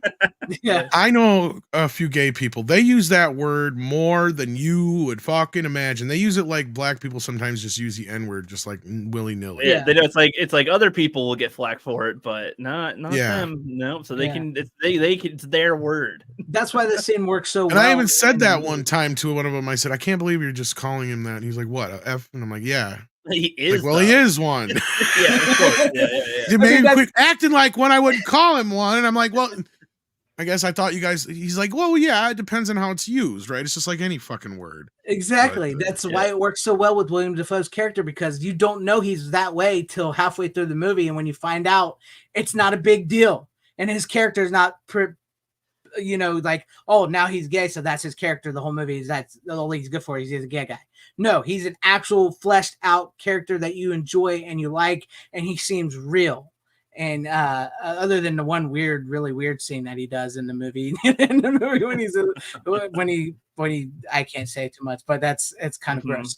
I'll try and see it soon. I have it. I just haven't got to it. I got yelled at for not seeing it yet. In Irish. I saw it at the perfect age. I think I was in middle school and just with a buddy or something where it's like, yeah, it's like, Friday night kind of thing. Watch them. Oh man. It's not that it's a movie I avoided. It was just one that I never happened to like. But I wasn't. There's a lot of movies around. You never went out of my way to see it. Basically, yeah. No, it makes sense. You're not a Terminator, not yet. I get it, but the first one was. I think they're both independent films, but the first one was like really independent, really lower budget. Yeah. Well, that's the thing. I never really come across it on video. Never really came across it on cable, even though I guess it was on Cinemax quite a bit or something like that. But yeah, it's not a movie I actively avoided. I just never. Oh, I get it. It took me a while as well. Yeah, it took me a while. I happened to pick it up because it was cheap. It was like the first movie is really cheap to get, I think, still. I'm not so sure about the second movie. I think it's still pretty cheap to get the second one. It's like, oh, okay, now I'll get a chance to watch it. No, with the second one, though, is if you get this one with the director's cut, this has the theatrical cut and the director's cut. The director's cut is 138 minutes long, and the theatrical cut is 117 minutes long. So there is a bit of a difference, it is worth it. So there's a little more fleshed out stuff, flashbacks and stuff that they don't show in the theatrical version. So it is worth it, and it does help the story. A lot more scenes with Willem Dafoe and his boyfriend. No, just kidding. No, that's in the first movie, but that's but I understand people's complaints about the second movie, but I like it. No, it's nowhere near as good as the first movie, but I like it. I definitely think it's worth a watch, and plus that speech, the speech that Rocco gives, is worth it. It's worth it. Yeah. So, but there's a couple things once you see them happen in the movie, you can understand. But it's a little more than Julie Benz coming in to replace William Dafoe. There's a couple of something that happens to some other. I don't want to say because I don't want to spoil it and everything. But some people kind of didn't like that, so I get it. But these are good characters that live in a world where they're fighting the mob, so shit's going to happen. That's the way I see it. But they're really fun, especially if you're Irish and you're just looking for a kick-ass dude movie. That's what I mean. Yeah, that's what it was. No, it literally was. That was what me and the bros did. You know, it was like, yes, this is one of those movies. It's not even a movie that I would have probably put on myself when I was younger, but friends are around, bro shit time. I mean, Sean Patrick Saints. Flannery, he's great in it. Norman Reedus, before he became Daryl from Walking Dead, Norman Reedus is in it, and of course their Irish accents. You can tell they're not very good at them, so it's good that they don't have them talk. It makes them kind of funnier if you're aware of it. Yeah, it's kind of fun. Good that they don't have them talk way too much in the movie, but they do it enough to where it's like, okay, I can buy you guys are Irish, even though it's not that great of an accent that you guys are putting on. But they're fun. They're fun movies. I agree. I really enjoy them, man. Tom, I think you'll probably dig the first movie. I don't know. You may. I don't know about the second movie, but I mean, once you've seen all the crap we get today, I think you might like the second movie. So, but yeah, there you guys go. I was keeping with the Irish thing. I didn't get to all the leprechauns this week, but I did get to those. So, Rook, I don't think you have me explaining any parts of the second one. You don't remember the scene in the second one? I don't remember seeing the second one. I might have seen it, but with what you described, I think the speech sounds familiar, but I was thinking that was in the first movie. So, yeah, I might just be mixing the events of both the movies in my head. Yeah, but that well, I'll need to rewatch them again. I didn't see them since middle school, so like it's just they're great. They're great movies. I remember just bits and pieces from the first one, and maybe some of the second and seeping through where I'm thinking it's the first one. But yeah, but that's why even if you've never seen them, I do recommend them. I think they're well worth the watch, especially in today's day and age with what's going on in the world and the type of movies we get today. I think you'll definitely dig these movies. So that's the way I feel about them. So there you go. If you guys got anything to say it. Nope, that's it for me on that one. No, I don't. All right. Okay. So, Rook, are you ready for your first pick of the night since you only got two? Yep. Don't worry, guys. I didn't watch any 80s ones, Sean Kreml. Okay. So I'm not going to hate any. Okay. Sean was like, what 80s movies are you going to run this week? not any this time. Plus, you like Leprechaun? What the hell? I know. And Tremors, but you didn't like Gremlins. Quite the conundrum for people, aren't I, when it comes to this kind of thing? But I was looking at my collection. Stop and I was like, using big words, Egghead. I was like, oh man, I forgot that I had this movie. But I want to talk about this one. I hate this movie. I hate this movie. Mostly because I'm a huge alien guy and space stuff. I love those kind of things. And so when this one was coming out, I was like, oh shoot, it's gonna be freaking awesome, nice. And then they get there and they're doing the movie. Oh my god, they're like, oh, we're looking for a planet, in the habitable zone. Okay, you're talking my terms, nice. It's called Planet G. I'm like, well, I mean, there's real ones you could pick if you wanted to do them, like Kepler 22b or Planet 51G, whatever.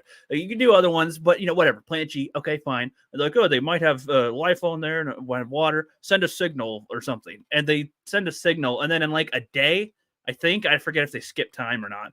They just get like an energy beam coming back.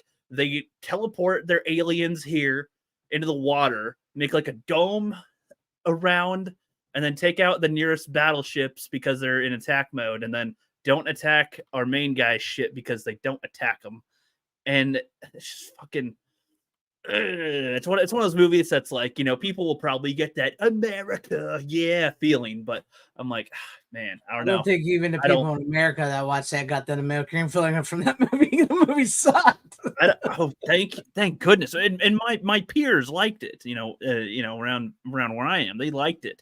Really, that movie flopped and flopped hard. Nobody liked that. I've never heard. They're like Liam Neeson and Rihanna and where the fuck the main guy is again. Wow. People were like, this may even have a chance to be cool, but we're not going to risk getting a Risk or a Monopoly game. So fuck this movie. Movie, I mean, I didn't even care about it trying to adapt a board game. I was like, what's the alien aspect? What's the military aspect? What are you doing for the plot and characters? Retarded. No, it wasn't great. I mean, some of the ships for the aliens look okay, interesting-ish, but it's so dumb. I don't know. It was just a waste of time. There's so many things they could do based on real things that we discover in our stuff, as far as we know, with things that we look at. And I feel like, you look at stuff that Machio Kaiku. I can't pronounce their fucking astrophysicists' names. No, talking about astrophysicists. I'm an astrophysicist here.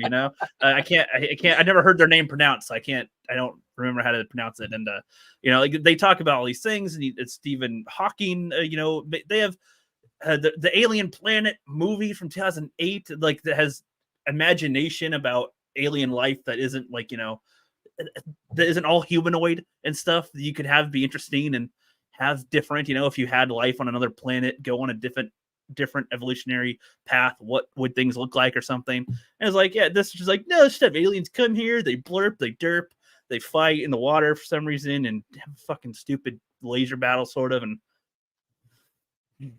don't like that movie. Yeah. Don't like that movie. Does the chat love the movie? Are you guys against me on that? You guys love the movie? No, Random Brad likes it. It says it's a great popcorn movie. But if you turn your brain off entirely, I could see that being entertaining, I guess. But most people aren't really saying nothing about it other than Taylor Kitsch is where they tried to make a star out of him. Tyler Field hasn't seen it, so it really depends on your taste. I can say, it could be I could see it being a fun, bad film. But for me, just because it has those aspects that I would like if it was good, and they do them really shitty, I hate it. Essentially, rewatch it for the dumb factor. Yeah, that's fine. Yeah, a lot of people like it. I mean, it's a big dumb action flick, so a lot of people. Some people like it. Yeah, but scenes I'm referencing that people go, fuck yeah, there's like an injured military vet, and he's and he and his nurse chick or something got to go take out a little base or something that has the generator, and then there's all their main modern warships get taken out, so they got to go and get one of their really old battleships and have the old one win, like they always do with things these days where the new one's failed, so let's go to the old one real quick, and then so a lot of people get that fist pumping kind of energy with it, even though the movie is stupid regardless. So you can have fun with it. It can be, there can be fun amongst it, but I would not say it's good at all. And just did specific things that bug the shit out of me. I get it, but I agree with the real Sean Crummell here. We all should have a nurse chick. Definitely. Yeah, I agree. Why not? I agree. That should be a part of our rights, is having a nurse chick with us. That's true. I agree. Born rights with those. I have not, to be perfectly honest, I've never seen it. So yeah, I figured you wouldn't. Tom, have you seen it? Nope. But I do have some news that I guess I guess I was wrong. I forgot. It wasn't Turbine that did Fear and Loathing. It was Arrow who did it. It was a UK release. The Arrow for it. Yeah. And I guess it's getting a brand new scan or restoration, at least not scanned by Criterion. So that is interesting. Well, according to the president of physical media. Yeah. There you go. I don't give a fuck about that movie. Yeah, I figured you guys wouldn't have seen it. I zoned out like 10 minutes ago. I figured y'all. I picked it up. I'm like, this will be a movie neither of y'all have seen. I can bitch about it a little. If the chat has seen it, I think they'll agree with me. So there you go. I mean, no, I didn't. It was the time of the day when it came out, right? Yeah, I never watched it myself.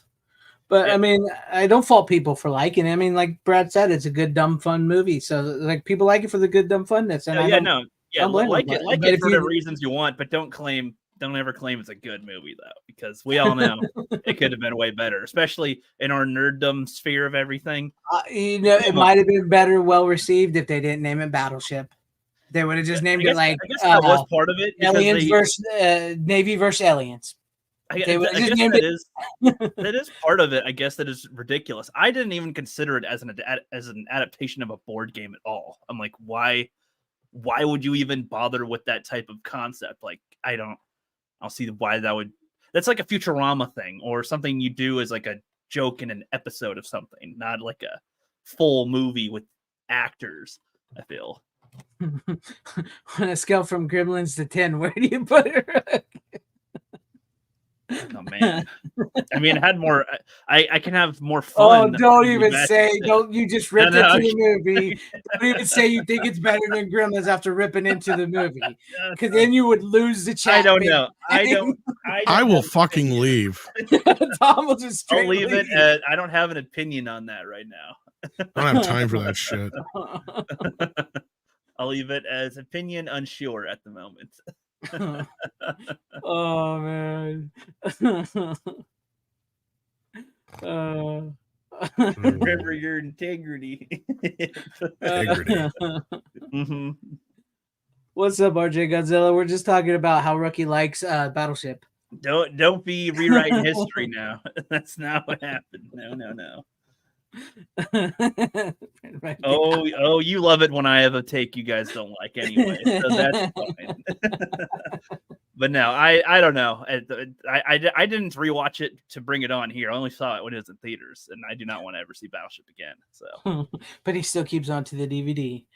That's just one of the ones I haven't thrown out. I forgot I had it. I was like, oh, I have this here? I thought I would have gotten rid of this one. Okay. It's like a cockroach.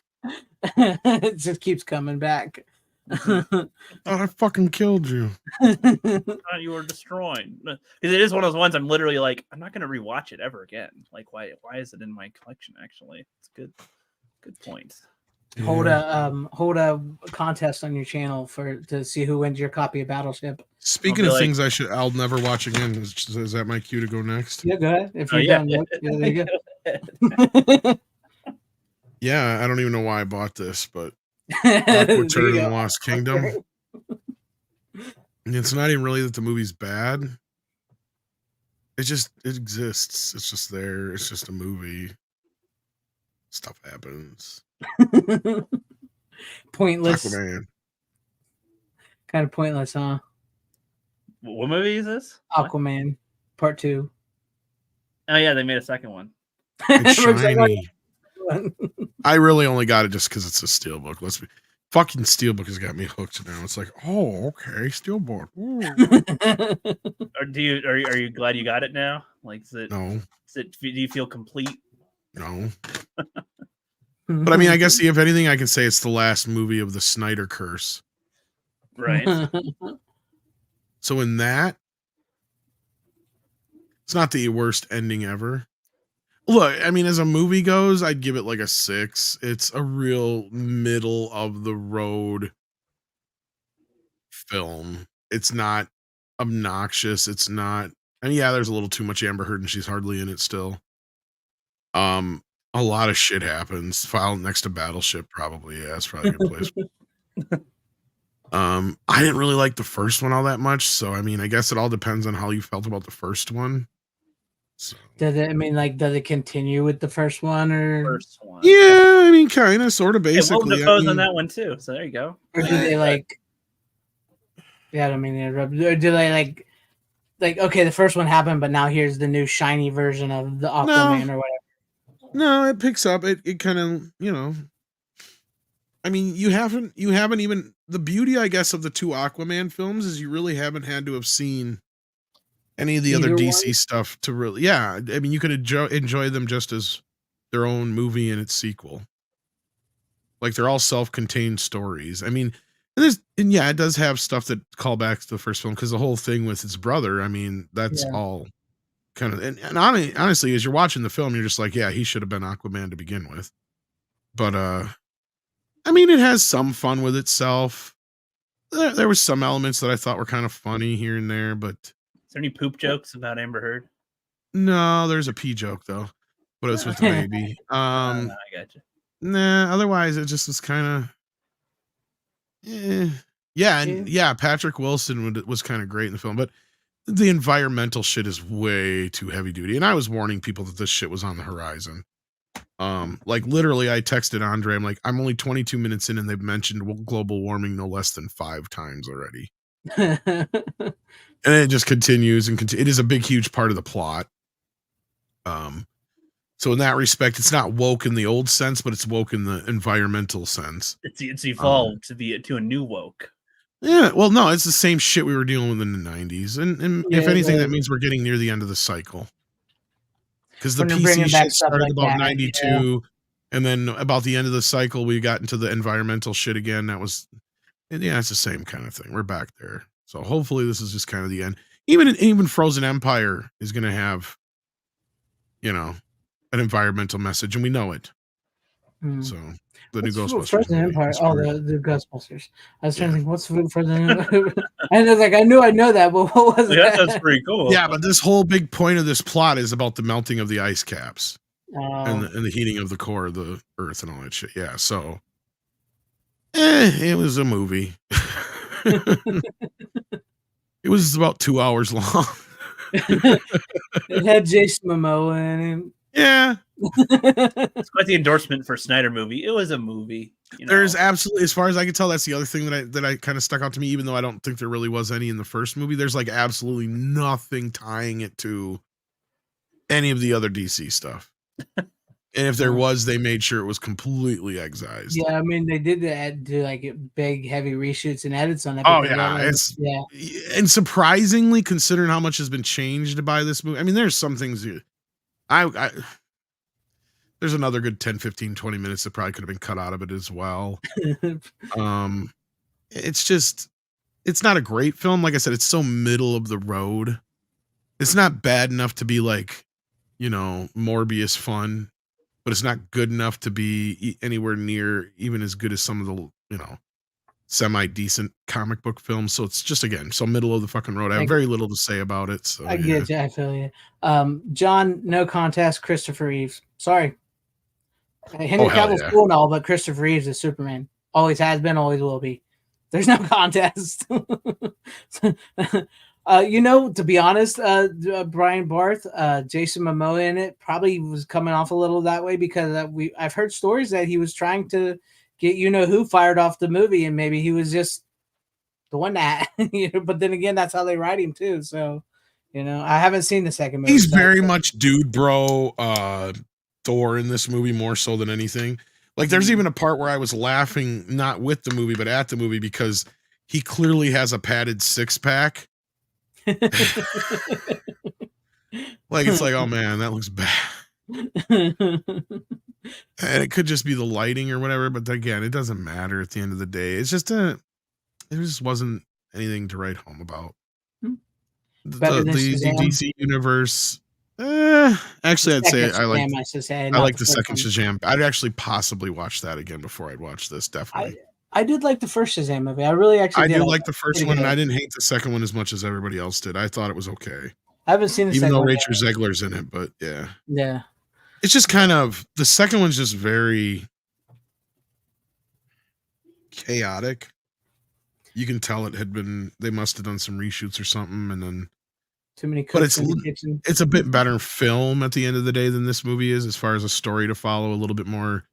Because that's the other problem with this movie is it's really just more of the same shit as the first film. Again, kind of sort of very like I thought the first film was the same as Black Panther, which is the same as whatever.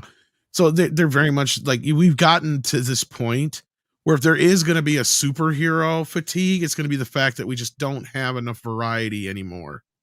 There's so much the same thing. And that's kind of what happened to Westerns. Yeah. Right. You hit a point where it's like, how many Westerns can you do that are the same shit? Exactly. Yeah. Like how many Westerns about a girl who gets kidnapped by Indians and they got to go find her? How many Westerns do you have?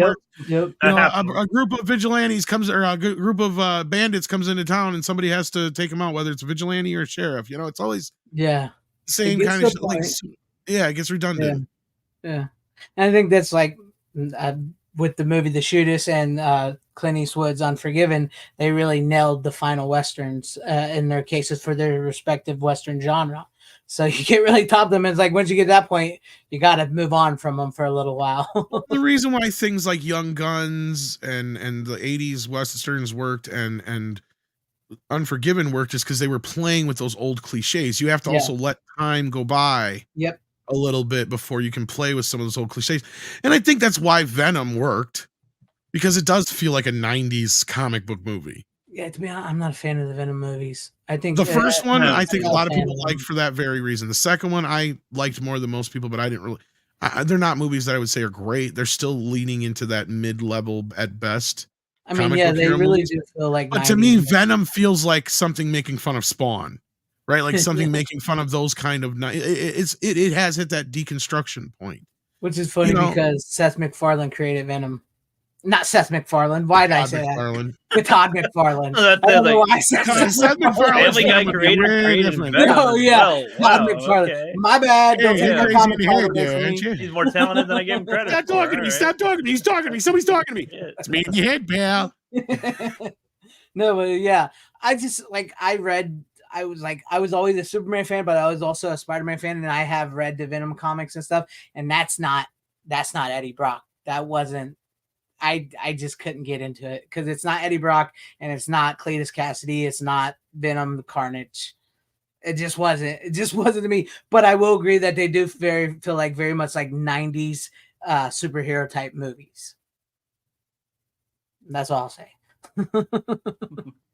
No, we've kind of hit the stride at this point. We've had the Guardians of the Galaxy type films. We've had the Captain America, Winter Soldier type films. We've had the Dark Knight types films. We've had the Batman type films. We've had the Man of Steel type films. We had any horror type ones for superheroes? Kind of. I mean, we've had some that lean into that shit. I mean, but it's like, I mean, even X-Men and all that stuff we've already had. New Mutants is kind of what you're getting at there, which is kind of off of X-Men. they even like you watch that and go watch the trailers for New Mutants. You'd be like, that looks like Nightmare on Elm Street 3 without Freddy. Yeah. Like it does. It's like it's evokes. Is that the one with Anna Taylor-Joy? Yes. Yes, I've seen those. Yeah, I've seen that one. Yeah. Then we got the Madam Web shit now. I mean, we've gotten to Captain Marvel crap. I mean, yeah, in a way, we can't even get a straight fucking Hulk movie anymore. I feel like we just need a little break of not having them in our face so often. That's the thing. It's like when we were talking about Leprechaun and all that. Sometimes you gotta let these things take a break. And I think we kind of hit an impasse with Spider-Man, because the thing with Spider-Man was that was literally calling back to the 20-year-old Spider.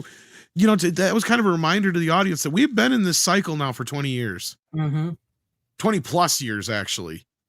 So like, and I think that's why that movie worked, because it's a callback to shit that's already been a part of the cycle, right? Like that would be like if Clint Eastwood was in a John Wayne movie, if you think about it. You know what I mean? Like it'd have been like if they had teamed up and made some movie together as kind of like this multi-cross generational thing in Westerns.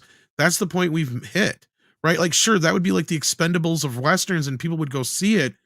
But I think we also need to understand that we've hit an end. Like that's the same thing with the Abbott and Costello meet the Frankenstein type movies and shit too. That means we haven't hit an end of a cycle, kids. And you got to let shit rest for about 10, 20 years before shit comes back around. Yeah. Well, it'd be nice if they knew like a narrative good end. Like of course, a lot of people say Endgame should have been like, just could have stopped there for a while. And that kind of was the peak. Have a good break from superhero movies for like 10 years. That was the peak, man. Look at it. If you look at the box office, that's where shit peaked. And then from there on out, it's all downhill. Sure, there's some jagged, peaks in there with a few other things afterwards, but they'll never hit that height again. Yeah. And the closest you come is Spider-Man No Way Home. Yeah. And that's where I'm saying that was the grand see ya. A Deadpool might do okay, but I don't think it's going to be the movie everybody expects. At least Spider-Man kind of one delivered. We're not clamoring for any of these. Exactly. Kind of like, they're around, but I would prefer there be, let's just have a break for a while. Let's have. Well, I'll draw another comparison. The original Crow came out when we were hitting the end of that cycle, but they still stretched it out for a few years. And we got a Blade and a couple other things in there, but that was the end of that cycle. Like, it's like, we're done, kids. We're done. We got to an end here. Now we're getting fucking Crow remake here now. Yeah. Do you think they ever consider the diminishing returns? Do they always think, well, the last one made enough money, so let's make another one, and we're going to make 5 more, of course. So that in the next 2 years, we'll also plan to make another 3 after on top of all this, and instead of, hey, maybe we should kind of have more of an ending around here, at least for some studio. I feel like different studios will sadly this is only the second time they've had superhero movie thing, and if they'd just kind of paid attention, like the original 1978 to 1998 era of comic books before we get into the modern era, which was kicked off with X-Men and Spider-Man basically, and ended with Blade and Spawn, kind of, and started obviously with Superman the movie. If you look in there, there's not very many films that were big hits, and it kind of is parallel to what we've seen, only on a different level.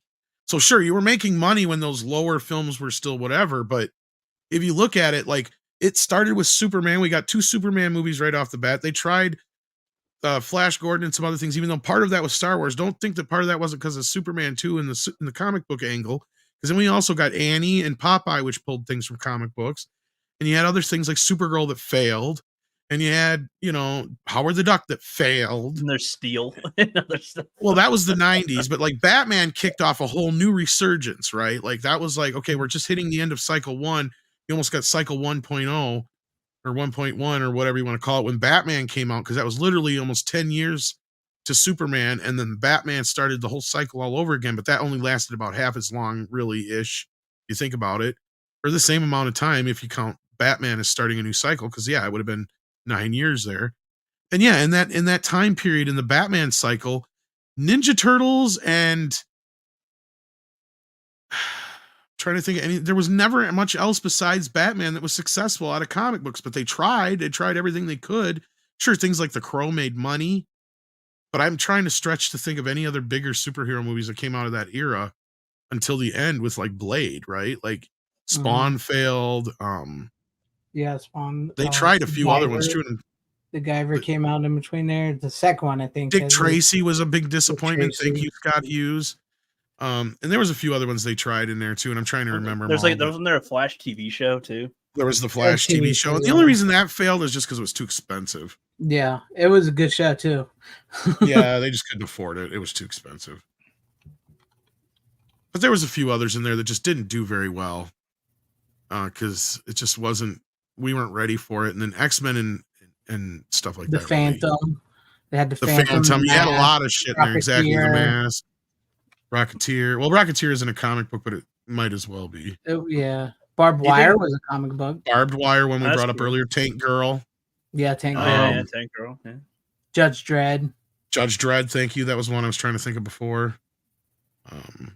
Yeah, there was a lot of them they tried and they just failed miserably. Do you see that? Do you see them ever actually Captain America? Stop, like, yeah. Do you ever actually see them coming to a real stopping point? They'll never stop. But I think we've hit with superhero ones. I think we've hit the stride. I think we've hit the actual. Excuse me. I think we've actually hit the point, and that's what my point was earlier, is where Westerns fell off. Now, in 10 years from now, will we get 5 years from now? Will there be a superhero movie that'll hit big? Oh, yeah. I mean, we started talking about this fucking biggest movie of the year could be Deadpool 3 for all I know. Yeah, I kind of feel like we're hitting a spot where there'll be all these superhero movies, but their longevity or like their popularity with majority of people will decline. They'll be around, but they're not going to be what everybody thrives to go to. Essentially, that's what I'm thinking, I guess. Unless, I mean, I don't know, unless the majority still actually fall with that. But well, and people like look at something like the Joker did amazing, but like the Batman. People are saying it did okay, but like if you really look at it, especially in comparison by inflation, it didn't do all that well. It did about as good as Batman and Robin. So that's diminishing returns right there when your first outing of what should be $1 billion superhero. And we already saw that happening with Batman v Superman, but granted, that film was set up to make $1 billion, but word of mouth got around pretty quick that it was a shit movie. So, I mean, that's the other thing we have going on now compared to back then too. Yeah. Yeah, well, I feel like now there's too many different areas of content. There's however many comics that are around. There's however many video games that tell stories. There's however many TV shows that tell stories and movies. And it's like, yeah, I don't know. Like, you know, I kind of liked Agents of S.H.I.E.L.D., even though there's a lot of episodes that aren't great. But I mean, you compare that to any of the shows they have now that Marvel makes, dude. there's some good stuff in there. There's some good acting and performances. The problem with comic books and television is that comic books are made for a television as a medium because it's a weekly thing to where you can there's always a bad guy of the week, but the problem is that they're expensive usually. Yeah, and the only ones that aren't that expensive are stuff like Batman and stuff like that they don't want to sacrifice to television, which we'll get 20 shows that are Batman free. Yeah, they're set in the Batman universe. Yeah, but, right, of course. But they won't let Batman slum it, though. But we might mention him a few times or something, or give a hint. What's always cracked me up is what they do with Superman. Like I heard that they're canceling this new Superman show, which on the CW because of the new Superman movie. They don't want people to be confused. I've never understood why DC thinks people are going to be confused. I say at this point, people are like, good, there's like 5 of them, whatever, who cares? If I don't like that one, I'll check out from this the nerd perspective, but I got to give them props for doing this because this is something they haven't done in a while. And to me, and the only reason I don't agree with them having multiple versions, because I agree with your sentiment. I totally do. Yeah, okay. But the only reason I say that this is a good thing is because to me it makes it feel like they're trying to make these characters special again. I'll agree with you on that one. Because that's the thing is we shouldn't have Superman and Batman on television, even though it would be great and they would be successful. Those to me feel like those should be reserved for films only. They are that prestigious. Like there's no reason they should have a TV show. That we shouldn't even have a TV show set in their fucking universe. It's like yeah, we should have we're beyond that now. These characters should be treated very important. Batman, Superman, Wonder Woman all need to be treated like they are very fucking important characters. Flash is a different conversation. Green Arrow is a different conversation. Now you're getting into second tier characters where that's a little bit different. Daredevil's a great example of a character that belongs on television, especially a television channel where he can breathe a little bit and not have to worry about censors, right?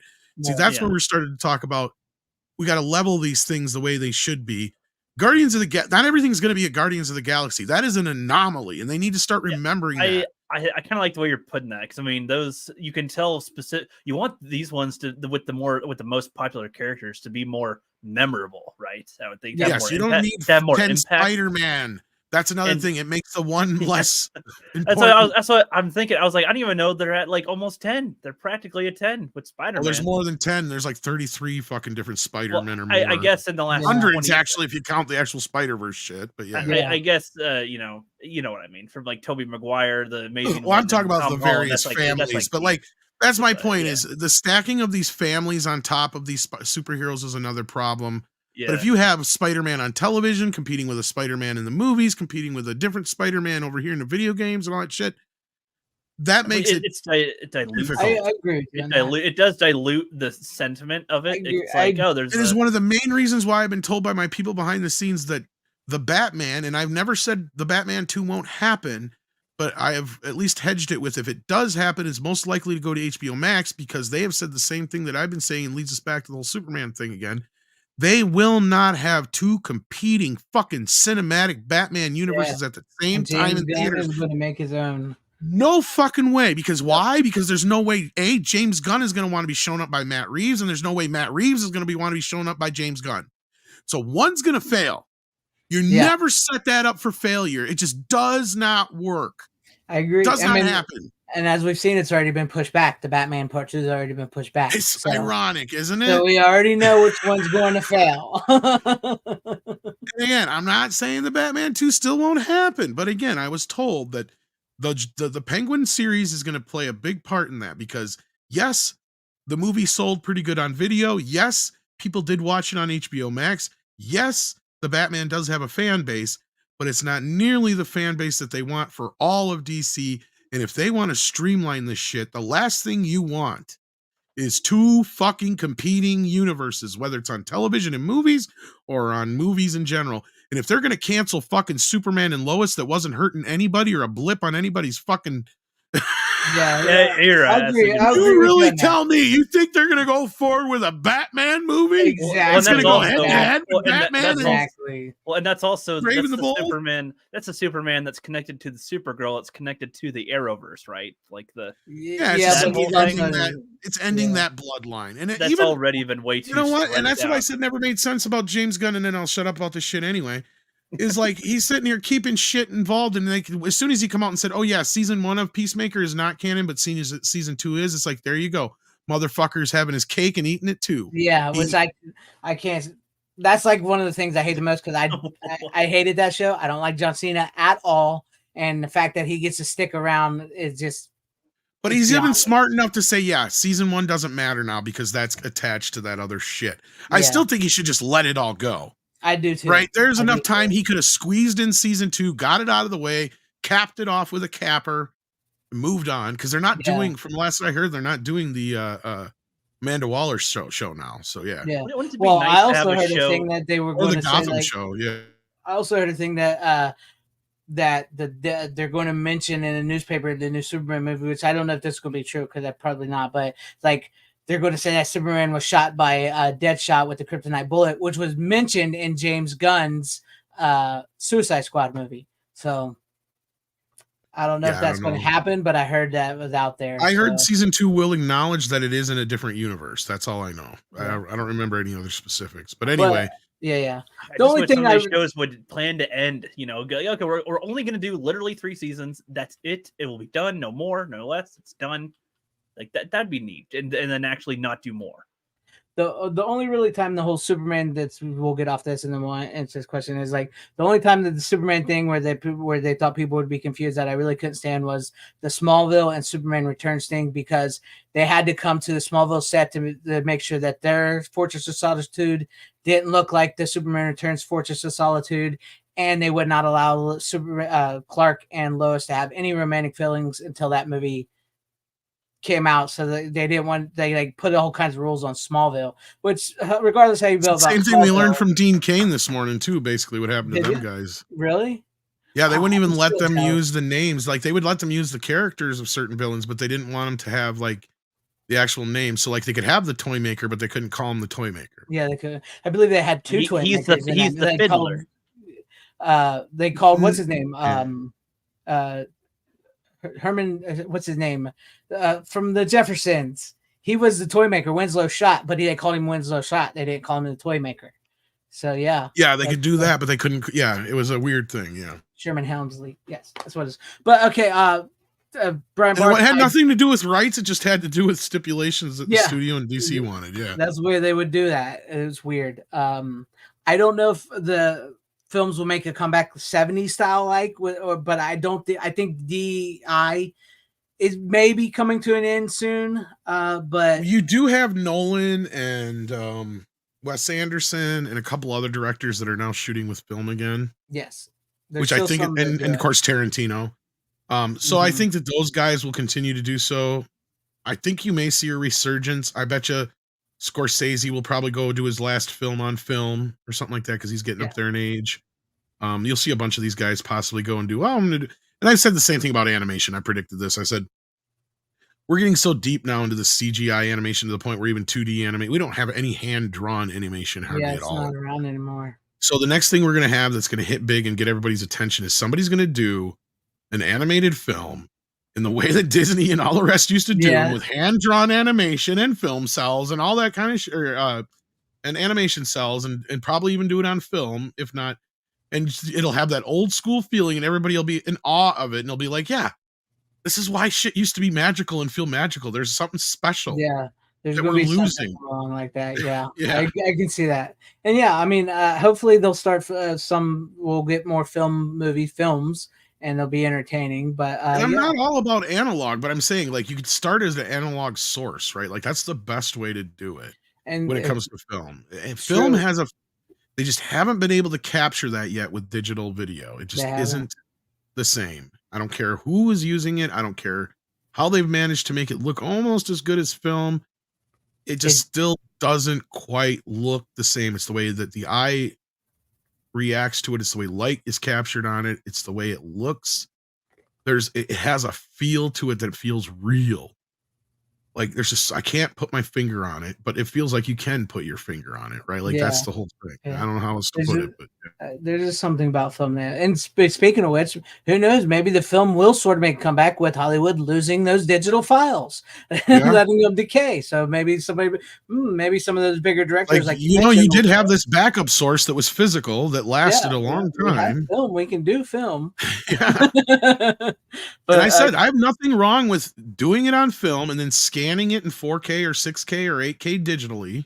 You have and going from there, and your hard copy, your digital copy, all exactly. Smart. Always have 2 copies. Exactly. Well, they generally do have a lot of this stuff, so I'm not saying they don't, but in some cases they are just as incompetent and worse in some cases than you can fucking think they are at certain things. I've heard some stories come out of, like even Gary of Nerdrotics told certain stories about when he used to work in the labs at I think it was Kodak and some of the shit they used to do for Warner Brothers or whatever it was.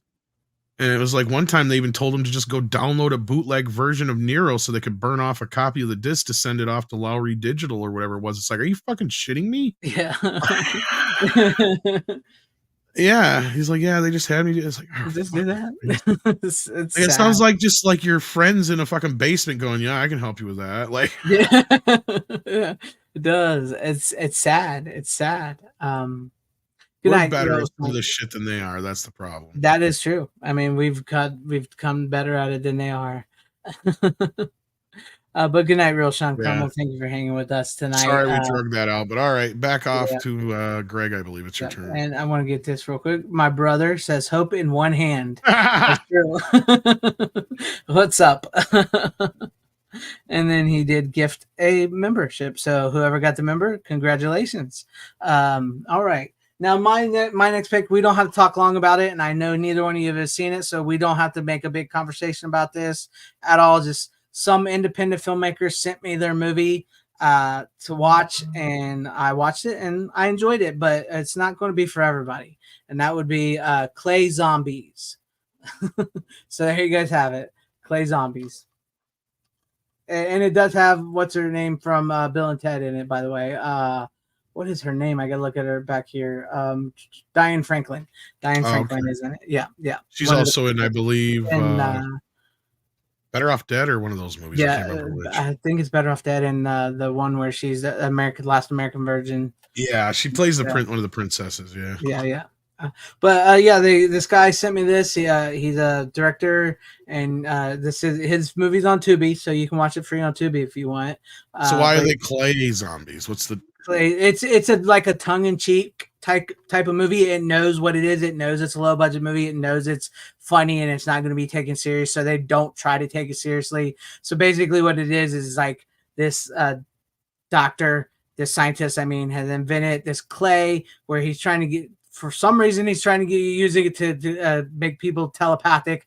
But if you touch the clay, you'll have a bad day, and it turns them into zombies. So he goes out and tries to tell the world this, and he actually touches it.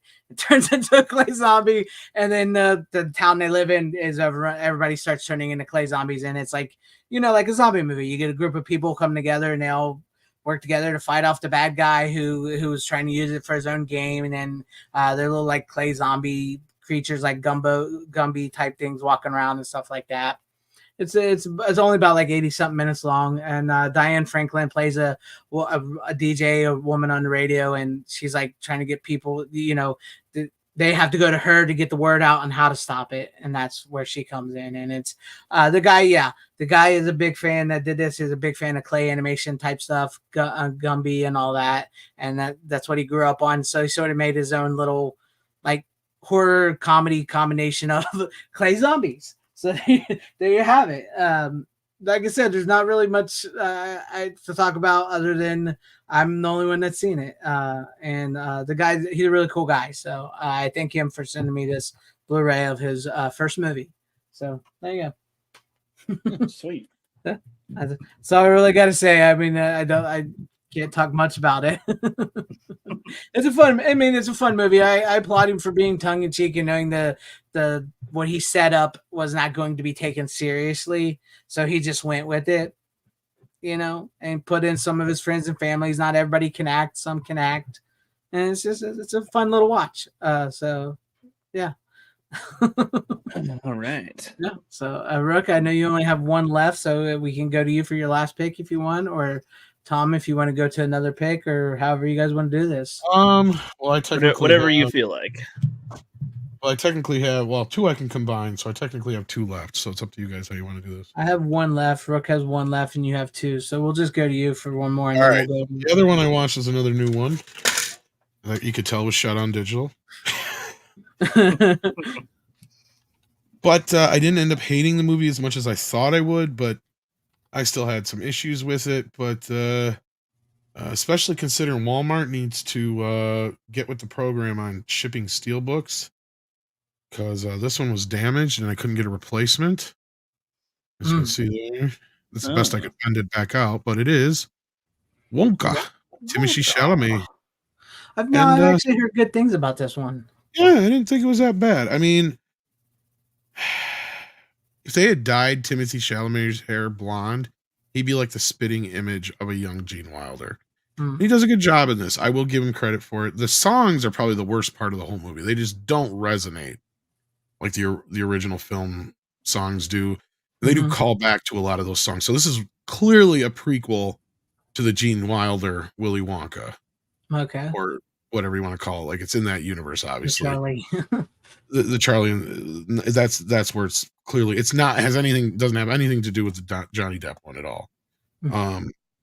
And the highlights have got to be just like Hugh Grant as the Oompa Loompa was really nice, really funny.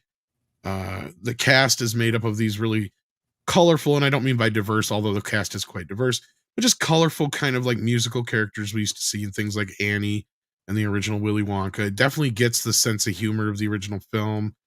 There's a few things I think it could have done differently or tightened up a little bit or made its points a little bit better. But overall, I thought I don't want to get into spoilers because it was good. I thought, and most people I think will enjoy it. Um, Visually, it's kind of really fun to watch too. They did a pretty good job. They nailed a lot of the feel of Willy Wonka's world.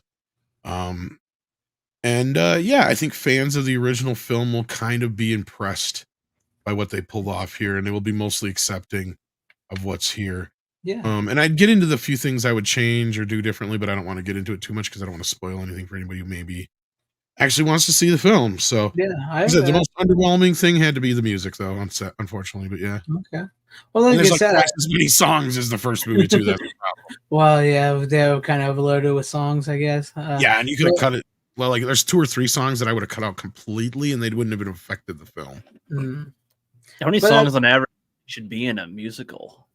You don't need to answer like that. Somewhere between like 8 and 12, depending on how long they are. But like the original Willy Wonka literally had like basically 6 songs altogether, I guess, if you want to figure it. Yeah. If that. And this movie had like twice or so more than that. And again, one of them being a reprise, rework of Pure Imagination, which keeps creeping in like a theme underneath. And one of the songs, I swear, is just the same melody and everything as Pure Imagination, just in a major key instead of a minor key.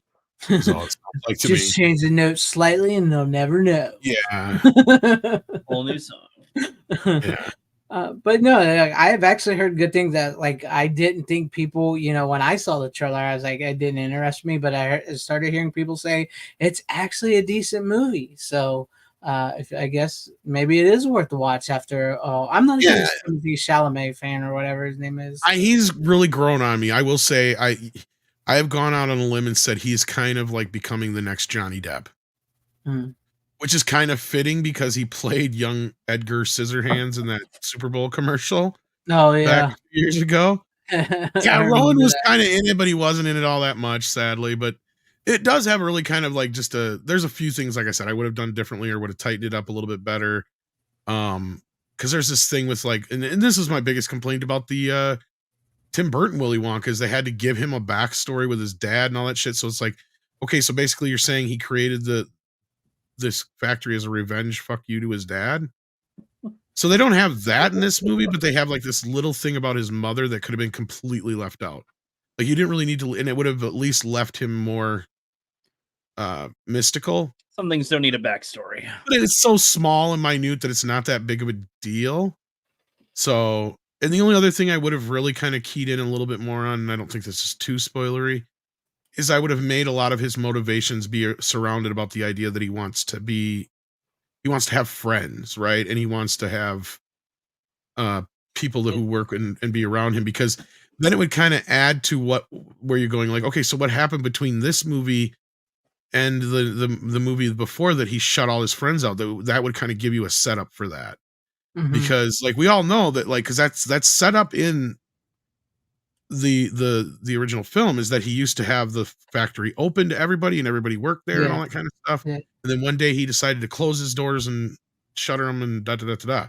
So it's like, okay, so like there could even be another movie in between here. Yeah, if like they had what happened that way. Yeah. But they don't really kind of get into that so much as it's kind of this thing that the little dangling thing with his mother and this whole thing with, parents and stuff like that, which, I mean, it does have mostly a positive family message. I mean, especially parents. This is a movie you can definitely watch with your kids. There's nothing in it that's going to be anywhere near, something that you have to worry too much about or anything like that. So, I mean, the closest is there's a jokey thing between, and it's a heterosexual thing. So even if you're, if that, so whatever. And even then it's kind of more for humor than it is for anything else. Basically, these characters, I'll say that because it doesn't really spoil it until you see it. They basically trick these two characters into falling in love, but they already were kind of into each other to begin with. So it's so it's kind of like, and so there's some funny bits and moments that are surrounding that. But other than that, like that was the thing that kind of surprised me the most, is how much I actually did chuckle and laugh throughout the movie, especially being such a huge fan of the Gene Wilder film. Yeah. But they got the humor, right? They got the absurdity of Roald Dahl, which is a rarity, which is something the Tim Burton film I feel like didn't really get. Yeah, the Tim Burton film, I think that missed the point completely.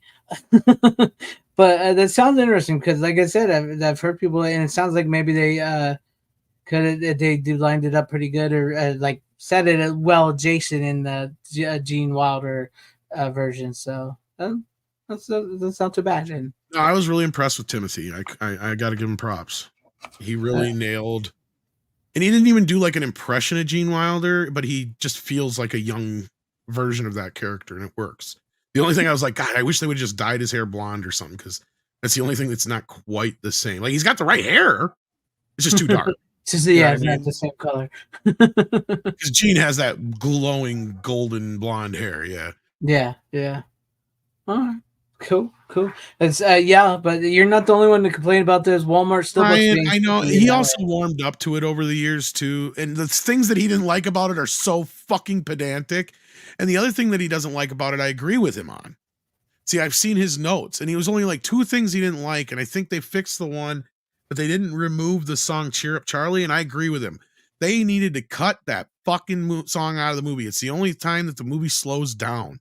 And there's no need for it. We already feel bad for Charlie. We don't need to be reminded and wallow in it for 5 minutes. Yeah. Cheer up. And that's kind of where this movie takes the cue and fucks up, is because there's like 3 or 4 songs, or at least 2, that don't really progress the story exactly. And you're like, yeah, you could have just cut them out.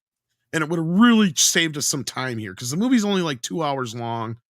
And if it would have been 1 hour and 45, I think it would have been better, or 90 minutes, because then it would have been a little bit more faster paced, because that's the first movie is very fast paced until you hit "Cheer Up, Charlie." Yeah, it's like fast, and then I'll "Cheer Up, Charlie," and everybody I know skips through that. So that just proves to you. And I get there's nothing in that song, nothing in that point that you need for the story. So and that's the thing that I think musicals really need to take into consideration, because that's something I've noticed with modern musicals that they didn't do nearly as much in older musicals, and that is, you got to have a song that progresses the story and doesn't slow shit down, especially near the middle of the film. Do not put a downer, slow song in the middle of the goddamn film. Yeah, you don't want to go. He was like, well, can we move past this already? And I'm already sad enough. Even Rocky Horror knew better to do that, because that one song got cut out. And it's like, yeah, it doesn't belong there.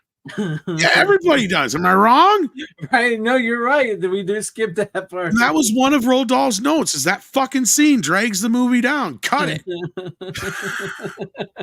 Otherwise, I was surprised by his notes, because I was expecting worse, but he gave it a lot more praise in his notes than anything. And there was just little things that he had keyed in on. And that was the big thing, though, that he was like, yeah, cut that fucking scene. And they didn't listen to him. They should have. But okay. So I have to give this one a watch and see what it's like, because I do enjoy the original. It's definitely worth it if you can pick it up on sale. Like, I'm not going to say if you see the Steelbook and you're a Steelbooker, get it, because it's clearly not that easy to come by the Steelbook, and it is a kind of nice looking Steelbook.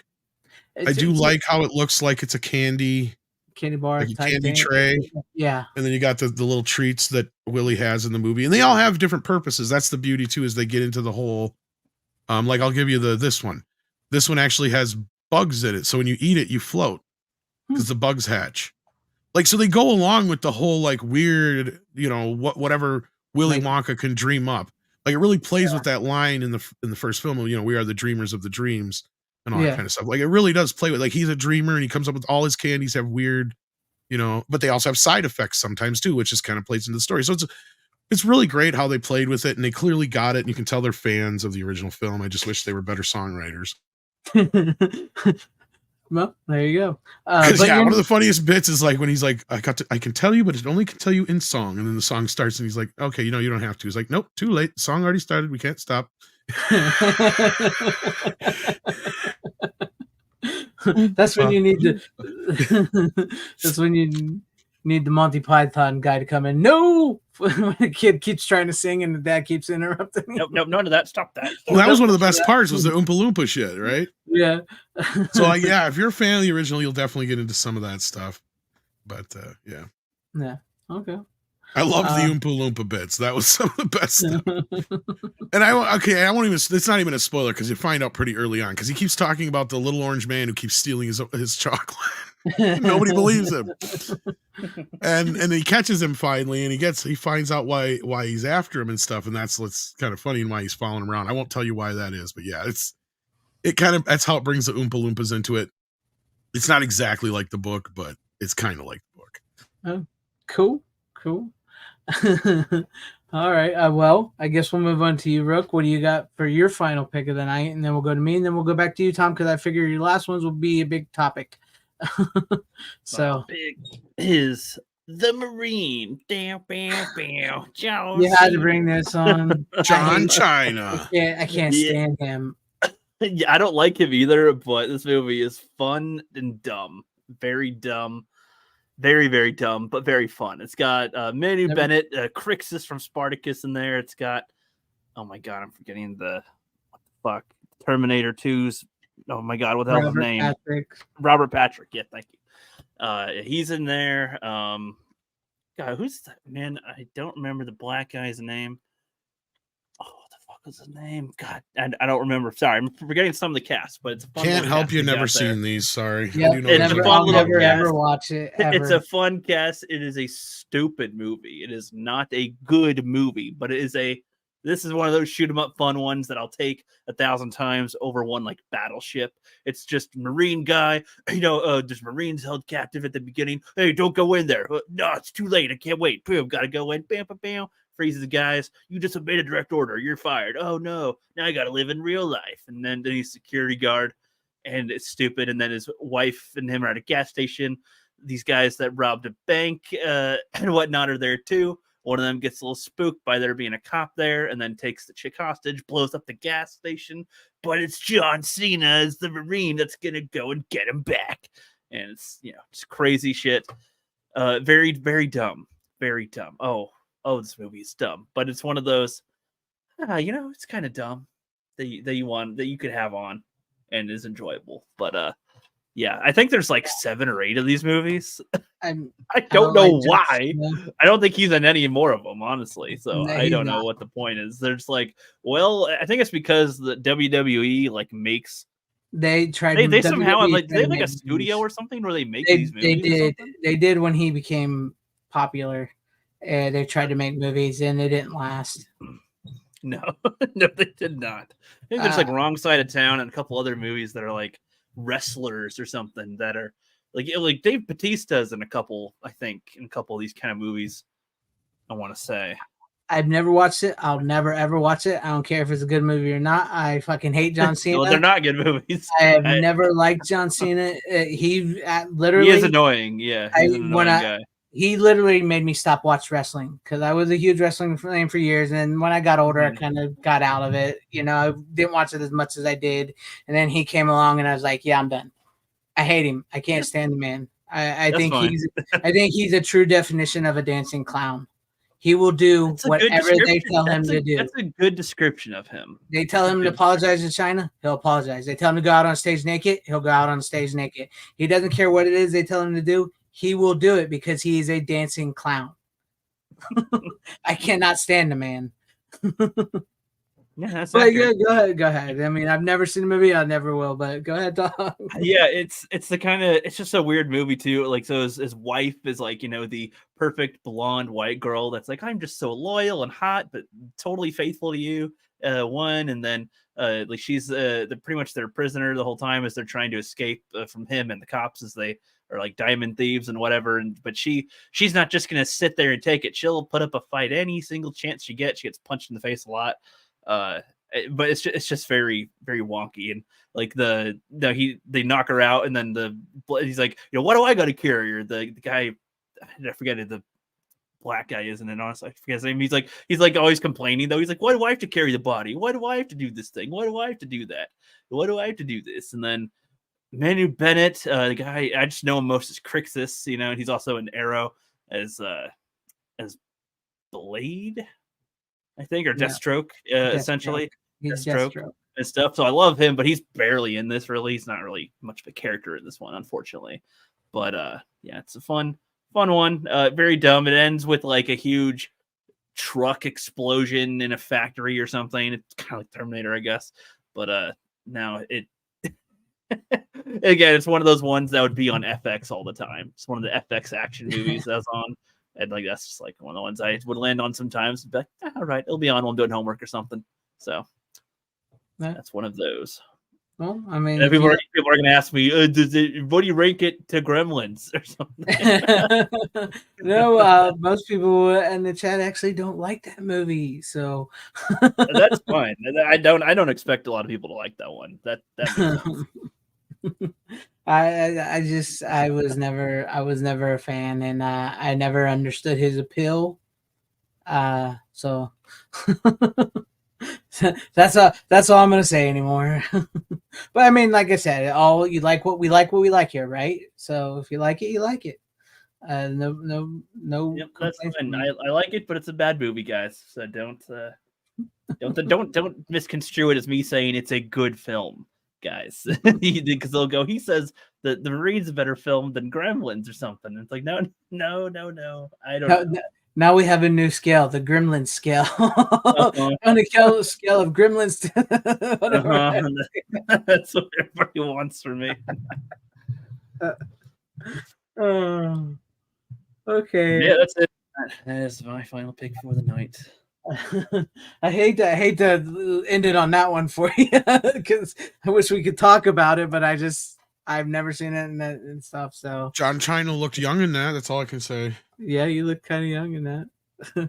He was young-ish, but it's a movie from like 20 years ago, so it fits, I guess. Really saved the best to last. Yeah, well, yeah. If you guys can't tell, I haven't watched as much stuff lately in general. I didn't even watch these recently. These are ones that I haven't watched in a while. So. Well, I guess we'll go. I'm prepping for my horror watch at some point, where I'll be doing your horror watch. Your horror watch. Yes, I get caught out on that all the time for saying horror. Yeah. I'll probably have one horror one a week when I get the. You'll have one horror a week. Yeah, I know. Man. Where do you get the money? I get the Friday the 13th and the Nightmare on Elm Street. You should buy them now. The Friday the 13th are on sale right now on Amazon for their spring cleaning sale. Right now they are? Oh, shit. Yeah. Okay. The DVDs and the Blu-rays. I'm going to wait on sale right now. Okay. Yeah. All right. All right. But speaking of horror, I got one big horror. I got a big horror movie right here for you. Well, not technically big horror movie. I mean, horror is short for horror, so why not? Yeah. This is a Walmart steelbook as well. It's a Hollow Man. I got that, but I didn't get to watch it yet. How's it look? It actually looks pretty good. I was surprised by how it looks being a milk. Well, Sony probably did the scan. That's why. Yeah. It sucks that the only special features is a thing with the composer. There's like no special features, which is weird because I think I used to have the DVD and I wish I had because I think the DVD actually had a bunch of special features on it. Yeah, there's like no special features. It's like a special feature with the Jerry Goldsmith, a biographer. His biographer Jeff Band. It's not even with Jerry Goldsmith. It's a biographer. Well, it's probably a newer feature then, Yeah. So that's like the only new feature it has. This is a pretty solid Invisible Man movie. It's pretty solid Invisible Man movie. Which year was this one? 19, or what do I want to say? 90? Is there in 2000? I want to say Kevin 2000. Bacon. Yeah, it's Kevin Bacon. I've seen 2000. Some of that one. I think I've seen his transformation and some of afterward. I vaguely remember that one. It's actually a pretty solid Invisible Man movie. It does actually have pretty good special effects in it for the time. Even though it's like you can tell the CGI like things, but they it's done in a way where it's like it's sort of believable. And plus, it's Paul Verhoeven who did. Oh my god, it just slipped my head. Paul Verhoeven. He do Starship Troopers and not Total Recall, RoboCop. Yeah, Total Recall. Yeah, that's what I'm saying. Yeah. Starship Troopers, yeah. But I mean, yeah, they got more features on the Blu-ray or DVD because it's got like an HBO making of. Flashing Out, Hollow Man, 15-minute behind-the-scene feature, VFX picture-in-picture comparison.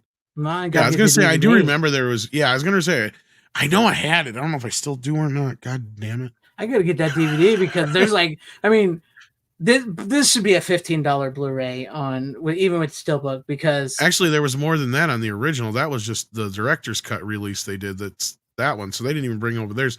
I'm looking. I can't even read it here because it's so big or so small. But there's a laundry list of shit. Laundry list of shit on the original. I was gonna say that I remember that being a pretty awesome special edition. I need to go back and get that DVD again. But yeah, there's like nothing on that. There was an isolated score, HBO making of, 3 deleted scenes, running out. I can't read it. It's like a bunch of behind the scenes featurettes, VFX picture-in-picture comparison, theatrical trailers, 4 additional something I can't fucking read, production notes. So yeah, there was a bunch of shit on the original disc. I gotta find that. It might even be carried over on their Blu-ray they did. I don't know. You'd have to look. As far as this looks, it looks great. It does look really. The director's cut, I remember, was a separate release. Like it was something they did a little later. Yeah. You know, I don't remember ever seeing the director's cut, but I think I know what parts. I've never actually seen the cut, but I do remember when it was released. Yeah. Yeah. So watching this, I think I know what scenes were. If I remember right, it came out at the same time they did that straight-to-video sequel or whatever. Oh yeah, that was horrible. But I would say that you could tell like the extended scene is that like when he goes over to that girl's apartment and he does what he does to her. I don't remember seeing some of the stuff that happens there that was in the original cut. So it shows a little more of that. As far as I can tell, as far as I remember, because I hadn't seen the movie in years, but I don't remember seeing some of the stuff that he does to her in the cut that I saw years ago. So I would say that's the biggest parts I noticed in the director's cut, but the movie does look pretty good on this Blu-ray. I don't know if it's a new scan compared to the old Blu-ray or the old DVD or whatever, but it looks good. Like I said, it's a pretty solid Invisible Man movie, and I love the fact how they play with the story of like this guy, Kevin Bacon, is this genius. They've invented invisibility. That was the easy part. Bringing people back was the hard part.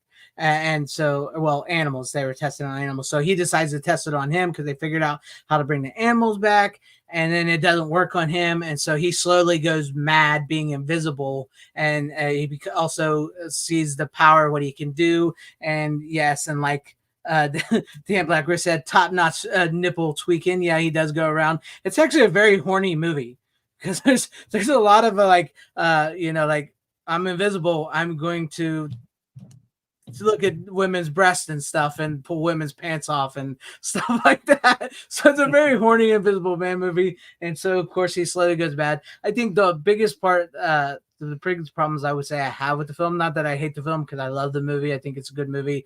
But all these smart people that he works with turn into dumb slasher movie characters when he locks them all in the building to try to take them out so he can escape.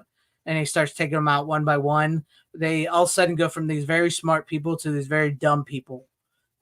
Like they have these goggles that you put on so you can see people that are invisible. That's how they see the animals and stuff.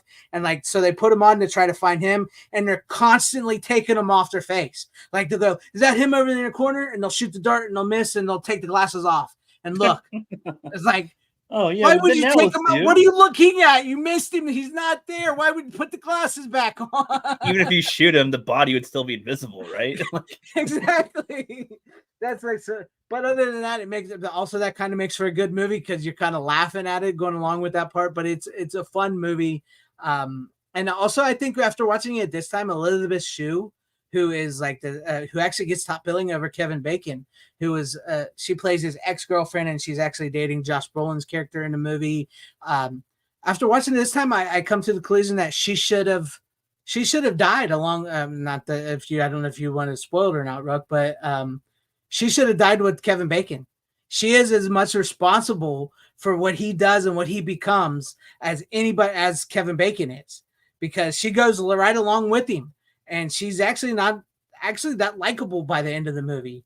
Yeah, you kind of, and Josh Brolin is actually the most likable character in the movie where you kind of feel like, why are you even with this woman at this point in the movie? So, I mean, not that she's a bad character or anything, but it kind of feels like you're kind of responsible for all the death and everything along with Kevin Bacon. You kind of needed your comeuppance as well, is what she needed her comeuppance. But it's a fun movie.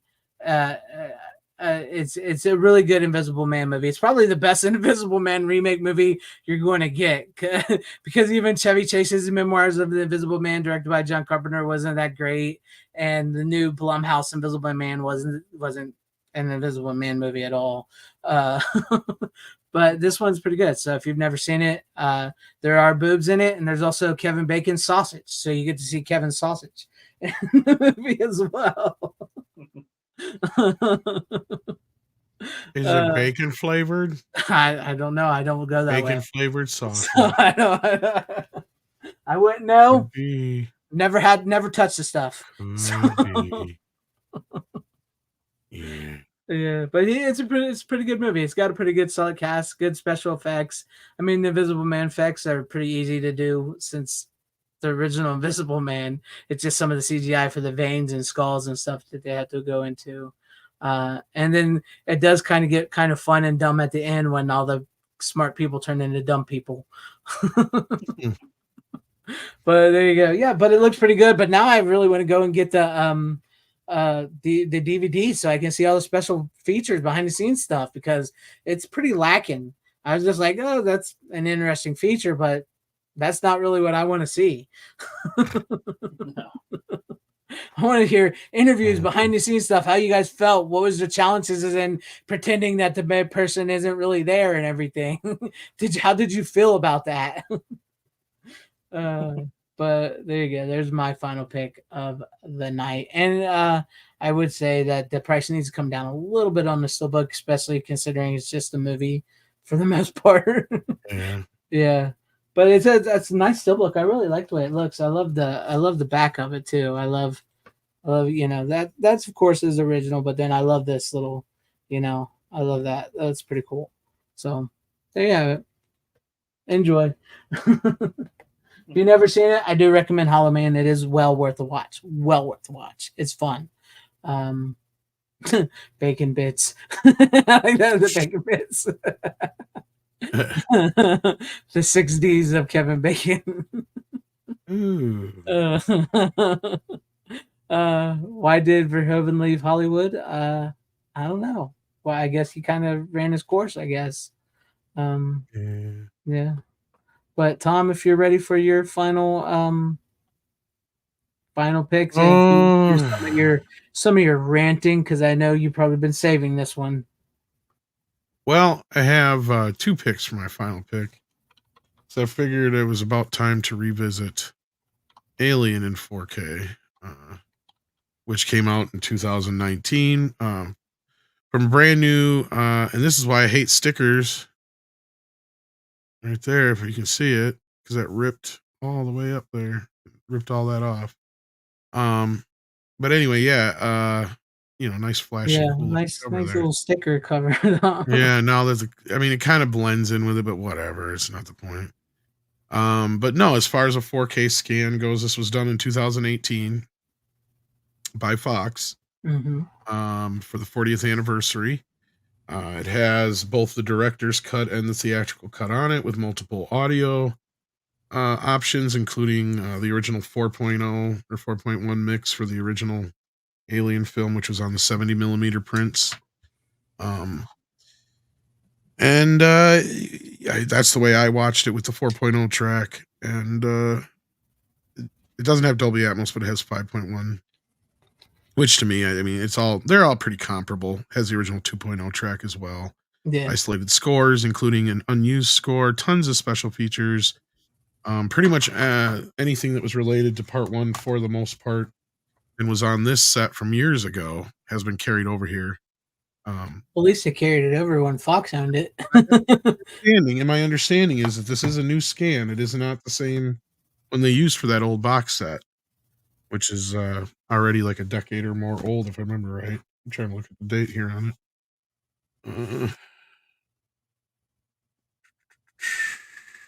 it. Yeah, 2014. So a few years later, they did rescan the film and put together the director's cut and original cut for 4K release. And they did a pretty good job. I mean, there is some spots where you can tell there was some scrubbing and or fake grain mixed with what we call the ghosting effect or whatever, when stuff moves around and you see that weird grainy shit move around with it. There's some of that in some shots, but not all shots, just a few. Otherwise, for the most part, there's a nice natural grain look to the film. It has been a little bit DNR'd, but at that time, that's not anything unnatural. I think it only has HDR10 plus on it, so it doesn't have a Dolby Vision grading on it. But it was an earlier 4K Blu-ray, and for an earlier 4K, it's actually a really good looking one.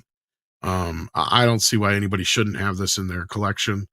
It looks really well done as far as the scan goes, and compared to other things we're about to talk about, yeah, I mean, the original film is a classic, and I'm glad it got good treatment on 4K Blu-ray, because that's probably the only time it'll ever get released. Yeah. Because now that Disney re-release that one is what they'll end up doing. Yeah. Because yeah, more recently, the big talk of the town, kids, being this one. And I've done as much research as I can on it, and as best as I can find from what people are saying, is that this is literally an AI upconvert of this old scan. Oh. Yeah, now, compared to True Lies, it does look a little better. Okay. But it does not look like Aliens. It looks like a completely different movie now. Some people are not going to have a problem, which is fine. Especially those who did not like how grainy the film always has been. Because this notoriously is a very grainy film. Yeah, it's very grainy. And they killed that. I mean, there are some shots with Sigourney's face that are waxy as fuck. And in some cases, I think it makes her look like she has more wrinkles than she actually does too. So I can't believe some of these actors don't come up. Because I watched Ghostbusters last night, or night before, and Ghostbusters 2 last night for that matter. So, and even in those two movies, which happen around this, she does not have as many wrinkles as she does in here. And those are some really good scans compared to this. Sound-wise, it has a new Dolby Atmos track on it, but otherwise it has all the old tracks that were there with it before, from my knowledge, from what I can tell here. And I wouldn't say the Dolby Atmos track is it's all right. It's not as good as True Lies was, I would say, but then there's some people who still say they prefer the original DTS soundtrack for True Lies, so go figure. And they have a 5.1 mix of on True Lies, but only on the Blu-ray, and I can't tell if that's the original one or not because I have nothing to test it against. So otherwise, I feel like the soundtracks were just carried over from this old Alien box set, except for the Dolby Atmos, which to me just sounds like it's an upconvert of some sort of the 5.1 mix, most likely. But Cameron manipulates every one of his movies on both sound and picture level on every release. And I wish I could recommend this. I really do. But I can't. I mean, it does it look better than the old movie? Kind of, sort of, yeah. But to me, it's like, what am I getting here? Am I getting something that somebody else could have done better on their own with an upconvert? Probably. Yeah. Probably. And as I said, in my post that I put on Twitter, like, for someone who warned us for 40 years ago about the dangers of AI, he sure is trusting in an awful lot. Yeah, with his babies. Yeah. James Cameron is AI now. He's been taken over. Skynet got him. There is no grain in this. There's some people who claim there's a very subtle grain at best in it, but I can't tell if that's real grain or if it's that fake layer of shit they've put over top of it. Again, it does look better than True Lies, but I can't say much better. The colors in the faces are much better. Like, that was one of my big issues with True Lies, because not only would it mute the color, or not only would it make the faces look fuzzy and waxy, but it would also mute the color in the face for some reason. It just felt weird. It almost looked to me like it would look when they used to do the colorization of black and white films. At least that's not here so much. Ooh. True Lies, that's like all throughout it. Ooh, I haven't got to the Abyss yet, so more on that probably next week. What I've heard is that Aliens is the best of the three. That's what I've heard, sadly. Which is fucked up because I heard Abyss is the newest of the scans. Really? And that one looks the best from what I've heard from most people because True Lies was an older scan done by Lowry, I found out.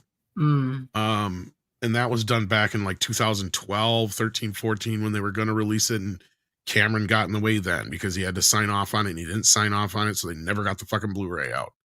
Okay. So my understanding is that is from whatever best scan they had then up converted with this AI because Cameron probably didn't want to spend the money to rescan the negative, which I don't understand. Somebody like him who's so into this shit. It's like, and I've heard I haven't seen Titanic and I don't give a fuck. Although people have said Titanic looks actually the best of the bunch from what I've heard, Greg. But well, that's true, yeah. Because I've heard that one has the least amount of manipulation on the picture, but yeah. Yeah. I did see that one guy, you know him, actually saying these weren't the Mighty Ducks guy. In Search of Physical Media was actually praising them a little bit, which surprised me. There is a bit of a chasm in the community over these discs. I see that. I see it. That's why I've debated whether or not And I mean, as far as like certain people are like, we should, be glad that these movies are selling out and that's sending a message. Yes, that part is true. But my problem is it's sending the wrong messages, the wrong movies. Because now they're going to get the message, they want this waxed out crap. No, we don't. So I hope not only you're paying attention to the sales, but you're also paying attention to what people are saying about them. Yeah, to the reaction that they're getting. And when you go from watching, take care, Brian. And when you go from watching like this Aliens thing, and I went straight from watching Aliens into Ghostbusters. It almost made Ghostbusters feel like it was overly grainy now. I'm just like, holy shit. Like, So, I mean, I get it. Some people don't like that, but guess what? A lot of what they're doing on these discs, you can do with your own fucking TV. And as far as I'm concerned, let people do that on their own. In fact, I take back what I said earlier. I think we should just get a good version on disc. And if people want to wax their shit out on television, let them. Yeah. You want to turn smooth motion on? Smooth motion your ass all you want at home. Just turn that off my shit. Yeah, exactly. Because that's the other problem I have with these. It's not as bad in this one. It's more subtle, but it's kind of like with True Lies where I swear it feels like he up converted it to 60 frames per second. And then it's now been back down converted to 24 frames per second. Because you have that weird motion-y kind of thing going on. And it just doesn't jive with what film is supposed to fucking look like. I don't know I guess I do know where it came from with the younger generation, but I don't get why people don't understand film is supposed to be grainy. Film is supposed to have grain, and that's what it looks like. That I could tell that the AI fucked up on, that if they were actually doing a true 4K remaster of, wouldn't have looked bad because the blacks would have been black enough to where you wouldn't have seen it. You actually seen how shitty some of the costumes were of the aliens because it upconverted the shit that it shouldn't have, to where you could literally just see that those guys that are crawling across doing the alien thing, when there's a bunch of them. Yeah. You can see that they're just wearing helmets of the alien thing and a couple of shoulder pads and a few other things. And they literally just got black leotard on.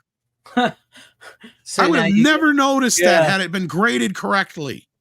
Because I was not supposed to see that. Exactly. That's where film grain comes in handy with the darkness and the blacks and the grain. It would have been graded correctly where the white balance and the black balance and the blacks would have been there, and it would have not washed. That's the other thing. It has like this weird overly brightness wash to the film, because that was another thing some of the people are saying is that they amped up the contrast and to make it pop. Mm-hmm. And yeah, it pops, but to me, it's no different than like turning on that bass boost thing on your old boombox.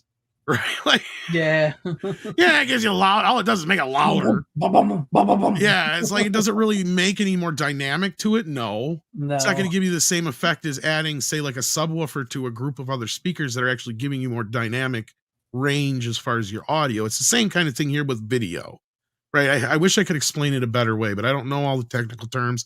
Even when I did, certain elements of the audience would just go, because that, like they don't understand. But what I can understand and try and explain to you is the experience I'm having. And the experience I had compared to this, watching other films that were shot on film, is not correct. And James Cameron can have his little fucking toys all day long. And unfortunately, some people are like, well, I'll just stick with this version. I'll just stick with that version. The old Blu-ray, I stuck the old Blu-ray in. It still has a bunch of the same fucking problems. It's DNR'd to hell. So that's my next question. Did they go back to the original fucking file, or did they just use the fucking version that was already fucked up and go from there too? Yeah. Right? Like, that's the other thing. You're like, this, let it rip, man. Let it rip. This is what I'm saying. This is why people like James Cameron and Peter Jackson, and like you mentioned earlier, all of them should not be allowed to be in the room when they're doing these scans. Yeah, can they have a little say so? And yeah, they're directors, but they're running their films. They're not making these films film. An Arrow put out. That is what it's supposed to look like. Yes. That is what it should look like. Yes. I love how you pointed that out in that conversation the other night you guys were having that I, budged in. Everyone. It's like, it's so fucking true. I love that Vinegar Syndrome is like, they must do very little processing to their shit. Right. Because to where they don't even fuck with certain, like, if it's just a little scratch, they ain't gonna mess with it. Like, they leave it. It's long. It's there. It's not gonna. It's in the fucking negative. That's what I love. It's not getting moved. Yeah, it's there. It's there. I can respect that, especially with shit like Texas Chainsaw Massacre, where to me it was like, oh baby. I still talk about that. I love it that much. It's so good. And I mean, I don't mind it if they fix little blemishes like that. That's fine, but don't go so fucking far, because that's the thing is, like, you're processing things which are processing other things, which is that even really working with other things, and it's just completely destroying the picture, right? And I get it. You want to balance out some of the grain. Sure, you have to. There's that white noisy grain that you do have to kind of pull back on. And sometimes it's not going to look as good on certain features. I get it. I'm not going to have a problem if you're going to do some processing. That's fine. I know you need to recolor some things. That's fine. But don't go so far to the extreme, and don't act like you don't have any clue what these things should look like. We have things to go by. And James Cameron is just doing it because he's got a James Cameron. Let's be fucking real. There's nothing wrong with the movie. Yeah, he's got like a god complex amongst these movies of what he wants to do to them for whatever reason. I think he's had his head stuck up those CGI blue aliens for so long that he thinks that's how all of his films should look. That's the best I can figure. Well, and this one doesn't have the blue hue to it that the Blu-ray is. So that's another thing that makes me wonder. They did go back to the original file, but this one has more of a green hue to it. Then it has like an earthy hue. Like, it's supposed to have more of a cold, sterile look. Yeah, because I actually reposted the physical media guys. He posted some shots of original 35 millimeter film, and you can see right there. There's the color. It's not like Aliens is an unpopular film that there isn't a bunch of 35 millimeter prints that we can go buy. You know what I mean? Exactly. It's not only that, pull out a fucking laser disc. Jesus Christ! And that's the thing is, I wouldn't trust anything Cameron's ever done. Well, that's true. Yeah, go ahead. Because he's manipulated everyone since then. That's the problem. That's what I was about to say. No, that's what I was about to say, because the damn Ideals Full Crusader pointed out that the Laserdisc, the DVD, the Blu-ray, all that's been tampered with by James Cameron. So it's not really the actual accurate version of what we originally saw when it first came out. Yeah, so it's just it sucks.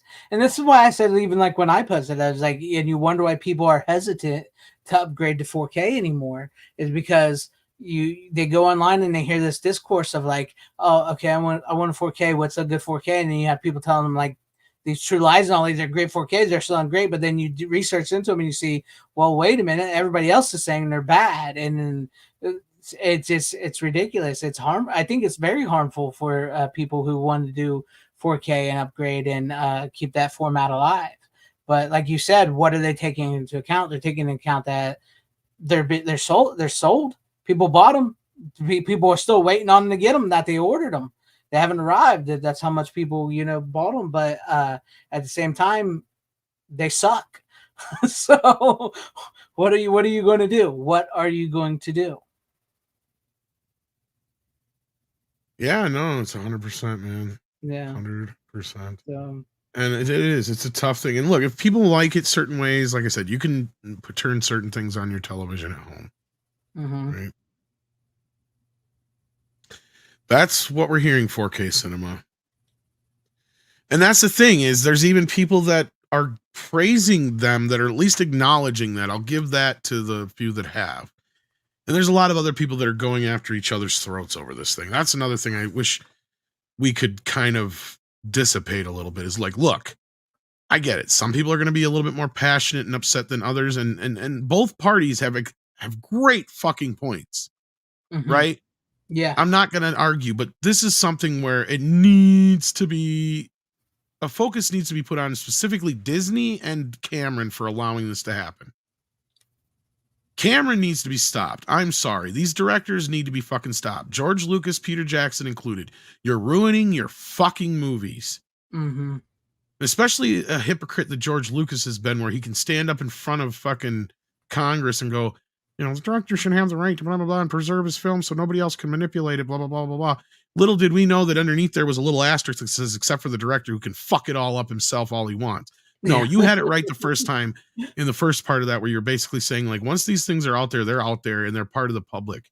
They're part of our pop culture. They're part of our, they're ours.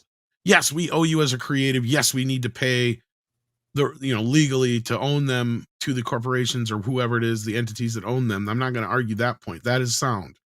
But at the same time, we need to be able to have decent versions of these available. It's bullshit that I've got to wait for some fucking, somebody else to do a fan version that's remotely watchable in comparison, right? Like, that's bullshit. I shouldn't have to. Yeah. And people shouldn't have to go through that trouble. And the fact that people are going through that trouble should show you that there's a fucking problem. Exactly. It's true. I mean, like, when you get fans that are doing these better than the actual companies that are supposed to be doing these, that's to tell you something. I mean, you've had people had to put even like the guy that did the 1 million, was it the Star Wars? Was it the key TK77 or whatever? Who put in $1 million to do that scan of the movie because they found that 4K77, yeah. 4K77. Yeah, and that's kind of what I was getting at, right? Like, and that's what I think the same community people are starting to rally around now and talk about. I'm sure Aliens will be the first one, but I wouldn't be surprised if they do Aliens, Abyss, and True Lies and get them out there. And I mean, that's the sad part, is these guys don't even have the negatives, right? They're working off of fucking release prints and they're coming back looking better. Yeah. Like, I will put up 4K77 up against the fucking Disney 4K Blu-ray of Star Wars any day of the week. And sure, somebody will say, well, yeah, that looks cleaner and all that kind of shit. You're right. But it is so fucking digitally manipulated that a second or third generation fucking print, a fucking release print, looks better than the fucking scans of the negatives, because they have manipulated them so fucking badly that it looks sterile as shit. And that's the one thing that I can't stand about the 4K Blu-rays. Fuck the special edition part. That's bad enough. It just looks too sterile for me. It looks like it's shot on digital because George did it on fucking purpose, because he can't leave his shit alone. And that's the same thing with James Cameron, the same thing with Peter Jackson to a lesser extent, but hopefully Peter learns. And I don't know if he had much to do with the Frighteners 4K, but that's one thing I will say. At least the Frighteners looks like it's supposed to fucking look. That's good. Because I'm honestly, I'm really worried about Brain Dead, Dead Alive. Yeah, I was too, until I saw Frighteners and I'm like, oh, thank God. And I don't know what process Turbine or whoever was involved with the actual scan and processing of the film. Whatever they did for the digital scenes, they looked flawless as far as like the separation between the two, to where, because I remember saying that when I brought it on here, that I was very much impressed. I thought they would be some kind of weird upconvert. They probably were, but whatever they did, it worked with the other footage, and the other footage did not look like it was DNR'd to fuck like Lord of the Rings did, or recolor timed and all that shit like Lord of the Rings was. Yeah. So hopefully, when he gets to his older movies, if we ever get those, Meet the Feebles and Brain Dead, Dead Alive. That well, and the other example was the Beatles thing he did too. That was the Beatles, and he did that World War II documentary too, where he just like, their faces look awful. He like smudged Waxy, it. yeah. It was World War I think it was. Like they look awful. Yeah. So stop it. It's just like you want to take their hands and go, stop. Stop. Yeah. Back up. Just stay away. Let somebody know. Friedkin was the same way. As much as I love William Friedkin, he was another one who couldn't leave his shit well enough alone. It's true. I mean, there is something about those. I mean, I give them credit. There's something about those directors who, you know, they're passionate about what they do, but sometimes that passion is not what people like, you know, what you did the first time around or whatever. That's what people like. You don't need to go back. It's that revisionist history bullshit, right? Like that's the part I don't like. At least Scorsese is smart enough to go, I'm gonna stay hands off on that. You know, it looks supposed the way it's supposed to look. As far as I know, the only issues that I've had with any of his films was some stuff that was done to Goodfellas, and that was Warner's fault, from my understanding. Because I haven't watched that scan in a while. I'll have to check it out again. But I've read some stuff since then that has kind of made me want to go back. But like almost all of his scans look amazing and don't look like they've had any remodifications to them. Tarantino is another one so far that we've gotten lucky out of his scans. They look amazing considering how bad some of Paramount shit has come out.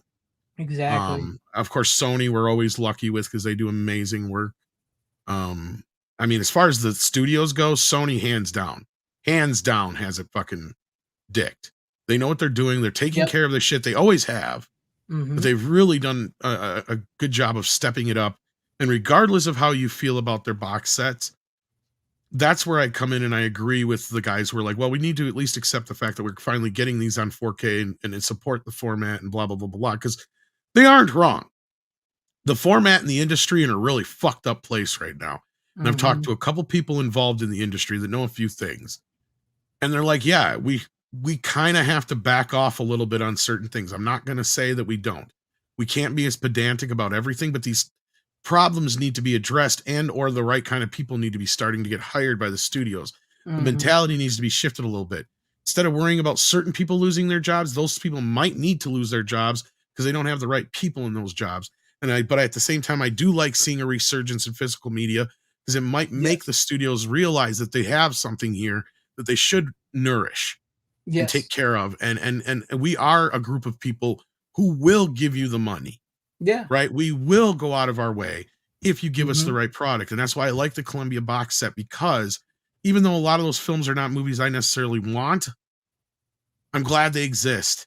And if it wasn't for those other ones that we want, like Starman, those other 5 or 6 movies that are in that box set wouldn't get the 4K remaster they're getting. We need to keep that shit in mind too when we gripe about certain things. I agree with so agree, you know, sure, you may not want Kramer versus Kramer, but it is an important film that does need to be preserved. Right. Yeah, I agree so, with that. And if it takes Starman to get it done, then it took Starman to get it done.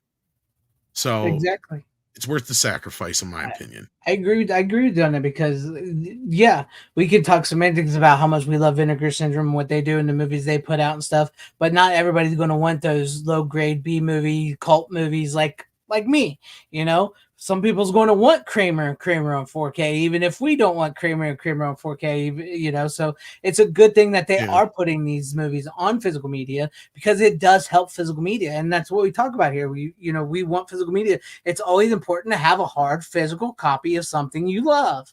You can digitize it, make it an ISO, whatever you want when you get it, put it on your own server, whatever, as long as you have that physical copy. And it's important for physical media to thrive. And like Tom said, we will buy. It's still a $2 billion industry. Yeah, it's not selling like it was in the early 2000s, and it's never going to sell like that again. It's never going to be popular like that again, but it is having a bit of a resurgence, and it may have a bigger resurgence if we support the right formats and the right movies. And I also do think Tom, we got to stop being a little pedantic about things and everything, but you got to speak up your mind a little bit about these shitty AI upscaled 4Ks that they're giving us. Say, hey, yes, we do want these movies on 4K or a better format or Blu-ray or whatever, but give us the scans of the movies that we actually saw, that we remember seeing what they looked like. Don't give us these smudgy, weird looking movies. And if you want to look like that, turn it on your TVs. Just do that, like Tom said.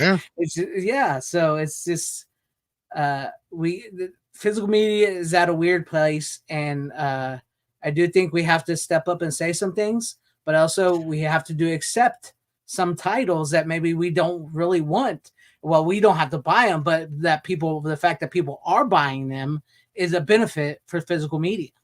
We also can't expect them to fix every little thing either.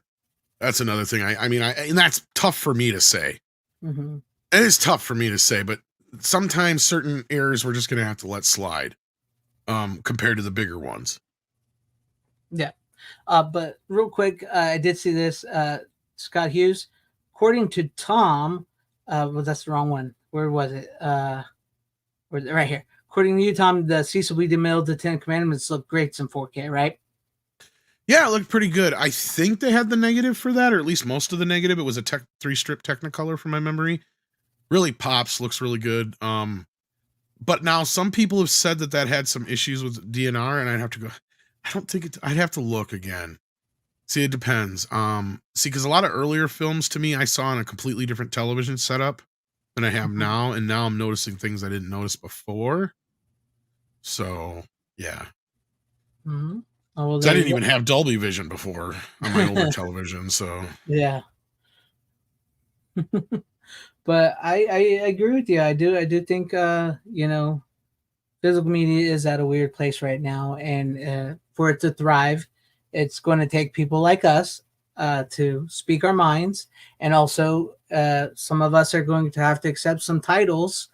Well, like I said, we don't have to buy them, but other people accept some titles because that's going to help physical media regardless. I mean, not everybody's going to like everything that's put out on physical media, plain and simple. Right. So, well, and I'm not saying you have to go support the Columbia box sets, for instance, but what I'm saying is that we shouldn't gripe about things like that, and support them when we can, if you want to have one or two of those titles. And yeah, I thought it looked pretty good. I can't remember. I thought somebody had said something that might have been one of the problematic early titles, but I can't remember. I could be thinking of another film. But that's one I watch generally every year around this time too. So yeah, that'll be one I probably throw in this Easter time. Yeah, it's about that time. So maybe I'll bring it on again. I think I brought it on before, but I don't think I had the Steelbook before, so maybe I'll bring it on. I don't remember. It feels weird having Easter in March. I don't think you. Yes and no, but I found that it does happen every once in a while. Yeah, it does. Yeah. I found out it has to do with the moon phases, but yeah. Yeah, I still don't get how they can move the resurrection date, but hey, if you got to have it on a Sunday, you got to have it on a Sunday. But yeah, that was a good conversation. But there you guys go. It's really up to you whether you want to buy Aliens, Abyss, or True Lies. That's up to you guys. I mean, just know there's a lot of discourse. One thing I can tell you: don't fall for the eBay bullshit scalpers. Oh yeah, they will print more of these. These are not a limited thing. They have never claimed they were a limited thing. Disney will print more. Yeah, they're going to be in stock. I mean, Diabolic just put some more up on their website. Exactly. They just put more. Amazon. And I've heard from more than one person that they are planning on. They're just having a hard time getting them pumped out. That's the problem. Yeah. They are selling that well. Yeah. Yes, Sadie. Yeah, like you said though, they're selling that well. But what's going to be the next phase? Are we going to get more movies that look like that because these sold so well, or are we going to get who are they listening to? So what I hope this shows them, and again, they probably won't learn the right lesson. I hope it shows them that yes, you put movies out that people want to see, especially on a level that a studio can do with the penetration they can do. Like I know some people who went and bought 4K players and shit for these movies. Like they've been just sitting there waiting for like the movie. Like this was like for me it was Jaws, right? Like there came a point where it was like, okay, well once Jaws hits 4K, then I'll get a 4K player. Well, I had to say that, and then shit happened. Jaws was one of the earlier ones, so yeah, I did. Right out at you. It didn't matter, but I didn't really start getting into it until a little bit because I was really kind of hung up on 3D. But yeah, once I did though, I seen the light, right, and I'm like, oh my gosh, I thought I was seeing film about as good as I could see film with, 1080p 2K. Holy shit, I'm seeing film in a whole new way now. I know. I mean, if you get the right, honestly, I know some people are, like I said, are hesitant, but if you get the right 4K, it really feels like you're spooling up the 35 millimeter print and watching it. It really does. Well, in some cases, if it's done right, like that's what I love hearing about, like in a good review of a good 4K, is it technically would look better than it would have looked when you saw it in theaters. Exactly. Because you're actually getting a direct, from the master, from the original negative, right? Like you can't get any better than that. Yeah. I mean, that's what it feels like to me, like you're spooling it up, but also at the same time, you said, yes, it is the best quality image, better than that. And if you have the right, I mean, like you turn the lights off, you get that going, and it feels like you're seeing the movie for the first time. Well, again. I have not been a fan. I've never been a big fan of home projectors, like the home. Yeah, I do the. Never been a big fan of it, but now with 4K is the first time I've ever thought about, maybe is the time to get back into, or it's like to think about one of those and putting a home theater together. Cause I mean, they're getting more affordable. The picture on them is amazing. And with 4K as a carrier for the film, like you said, it would look like film. Mm-hmm. So maybe, cause I've never been one to like, cause they always look like shit whenever my friends had one, or I seen them in a store in like a display or whatever. It's like, I just never really cared, especially coming from video or Laserdisc. It never impressed me. Yeah. But some of the shit I've seen now, starting to get to the point where I'm thinking maybe, just maybe, might do it, might get it going. Because like you said, it does. It will be feeling like I have my own little theater in my own house, like yeah. It does, and it feels like you're seeing the movie all for the first time all over again. I mean, when I bringing it up again, Texas Chainsaw Massacre 2. I know some people don't like it, but I hadn't not seen that movie in years, and I always liked the first one the best. And then I actually watched that movie twice when I got it because it was so good, and I forgot how good the movie actually was, that I actually enjoyed it, and I was like, I gotta watch it again. I watched it twice. It was so good. It was fun. But I guess we'll end it there. So, Rook, Tom, you guys got any? Wow, we did manage to go 3 hours. 3 hours again, as always. That's why I was telling Troy when you popped on. I was like, "This is like one of my streams. We got 3 hours all of a sudden." And then you guys went on another hour, I think, after I left. Yeah, and 4K cinema. Yeah, the outside of the U.S., they do some of the best work. Fidelity in Motion and the Germans. Oh my God, the Germans know how to put together. Oh shit. Like the guys over at Turbine and some of that stuff, man. Oh gosh, yeah. They don't fuck with it. They know what they're doing. Yeah, like they need to take some notes from those guys. So yeah. Mm-hmm. But there you go. There's the show for you guys. Another 3-hour tour. 3-hour tour. But we will see you guys next Wednesday. Make sure you guys follow Rook and Tom on their channels, sub and all that. As always, you don't have to go home, but you can't stay here. And thank you for watching. How you doing? Bitches leave.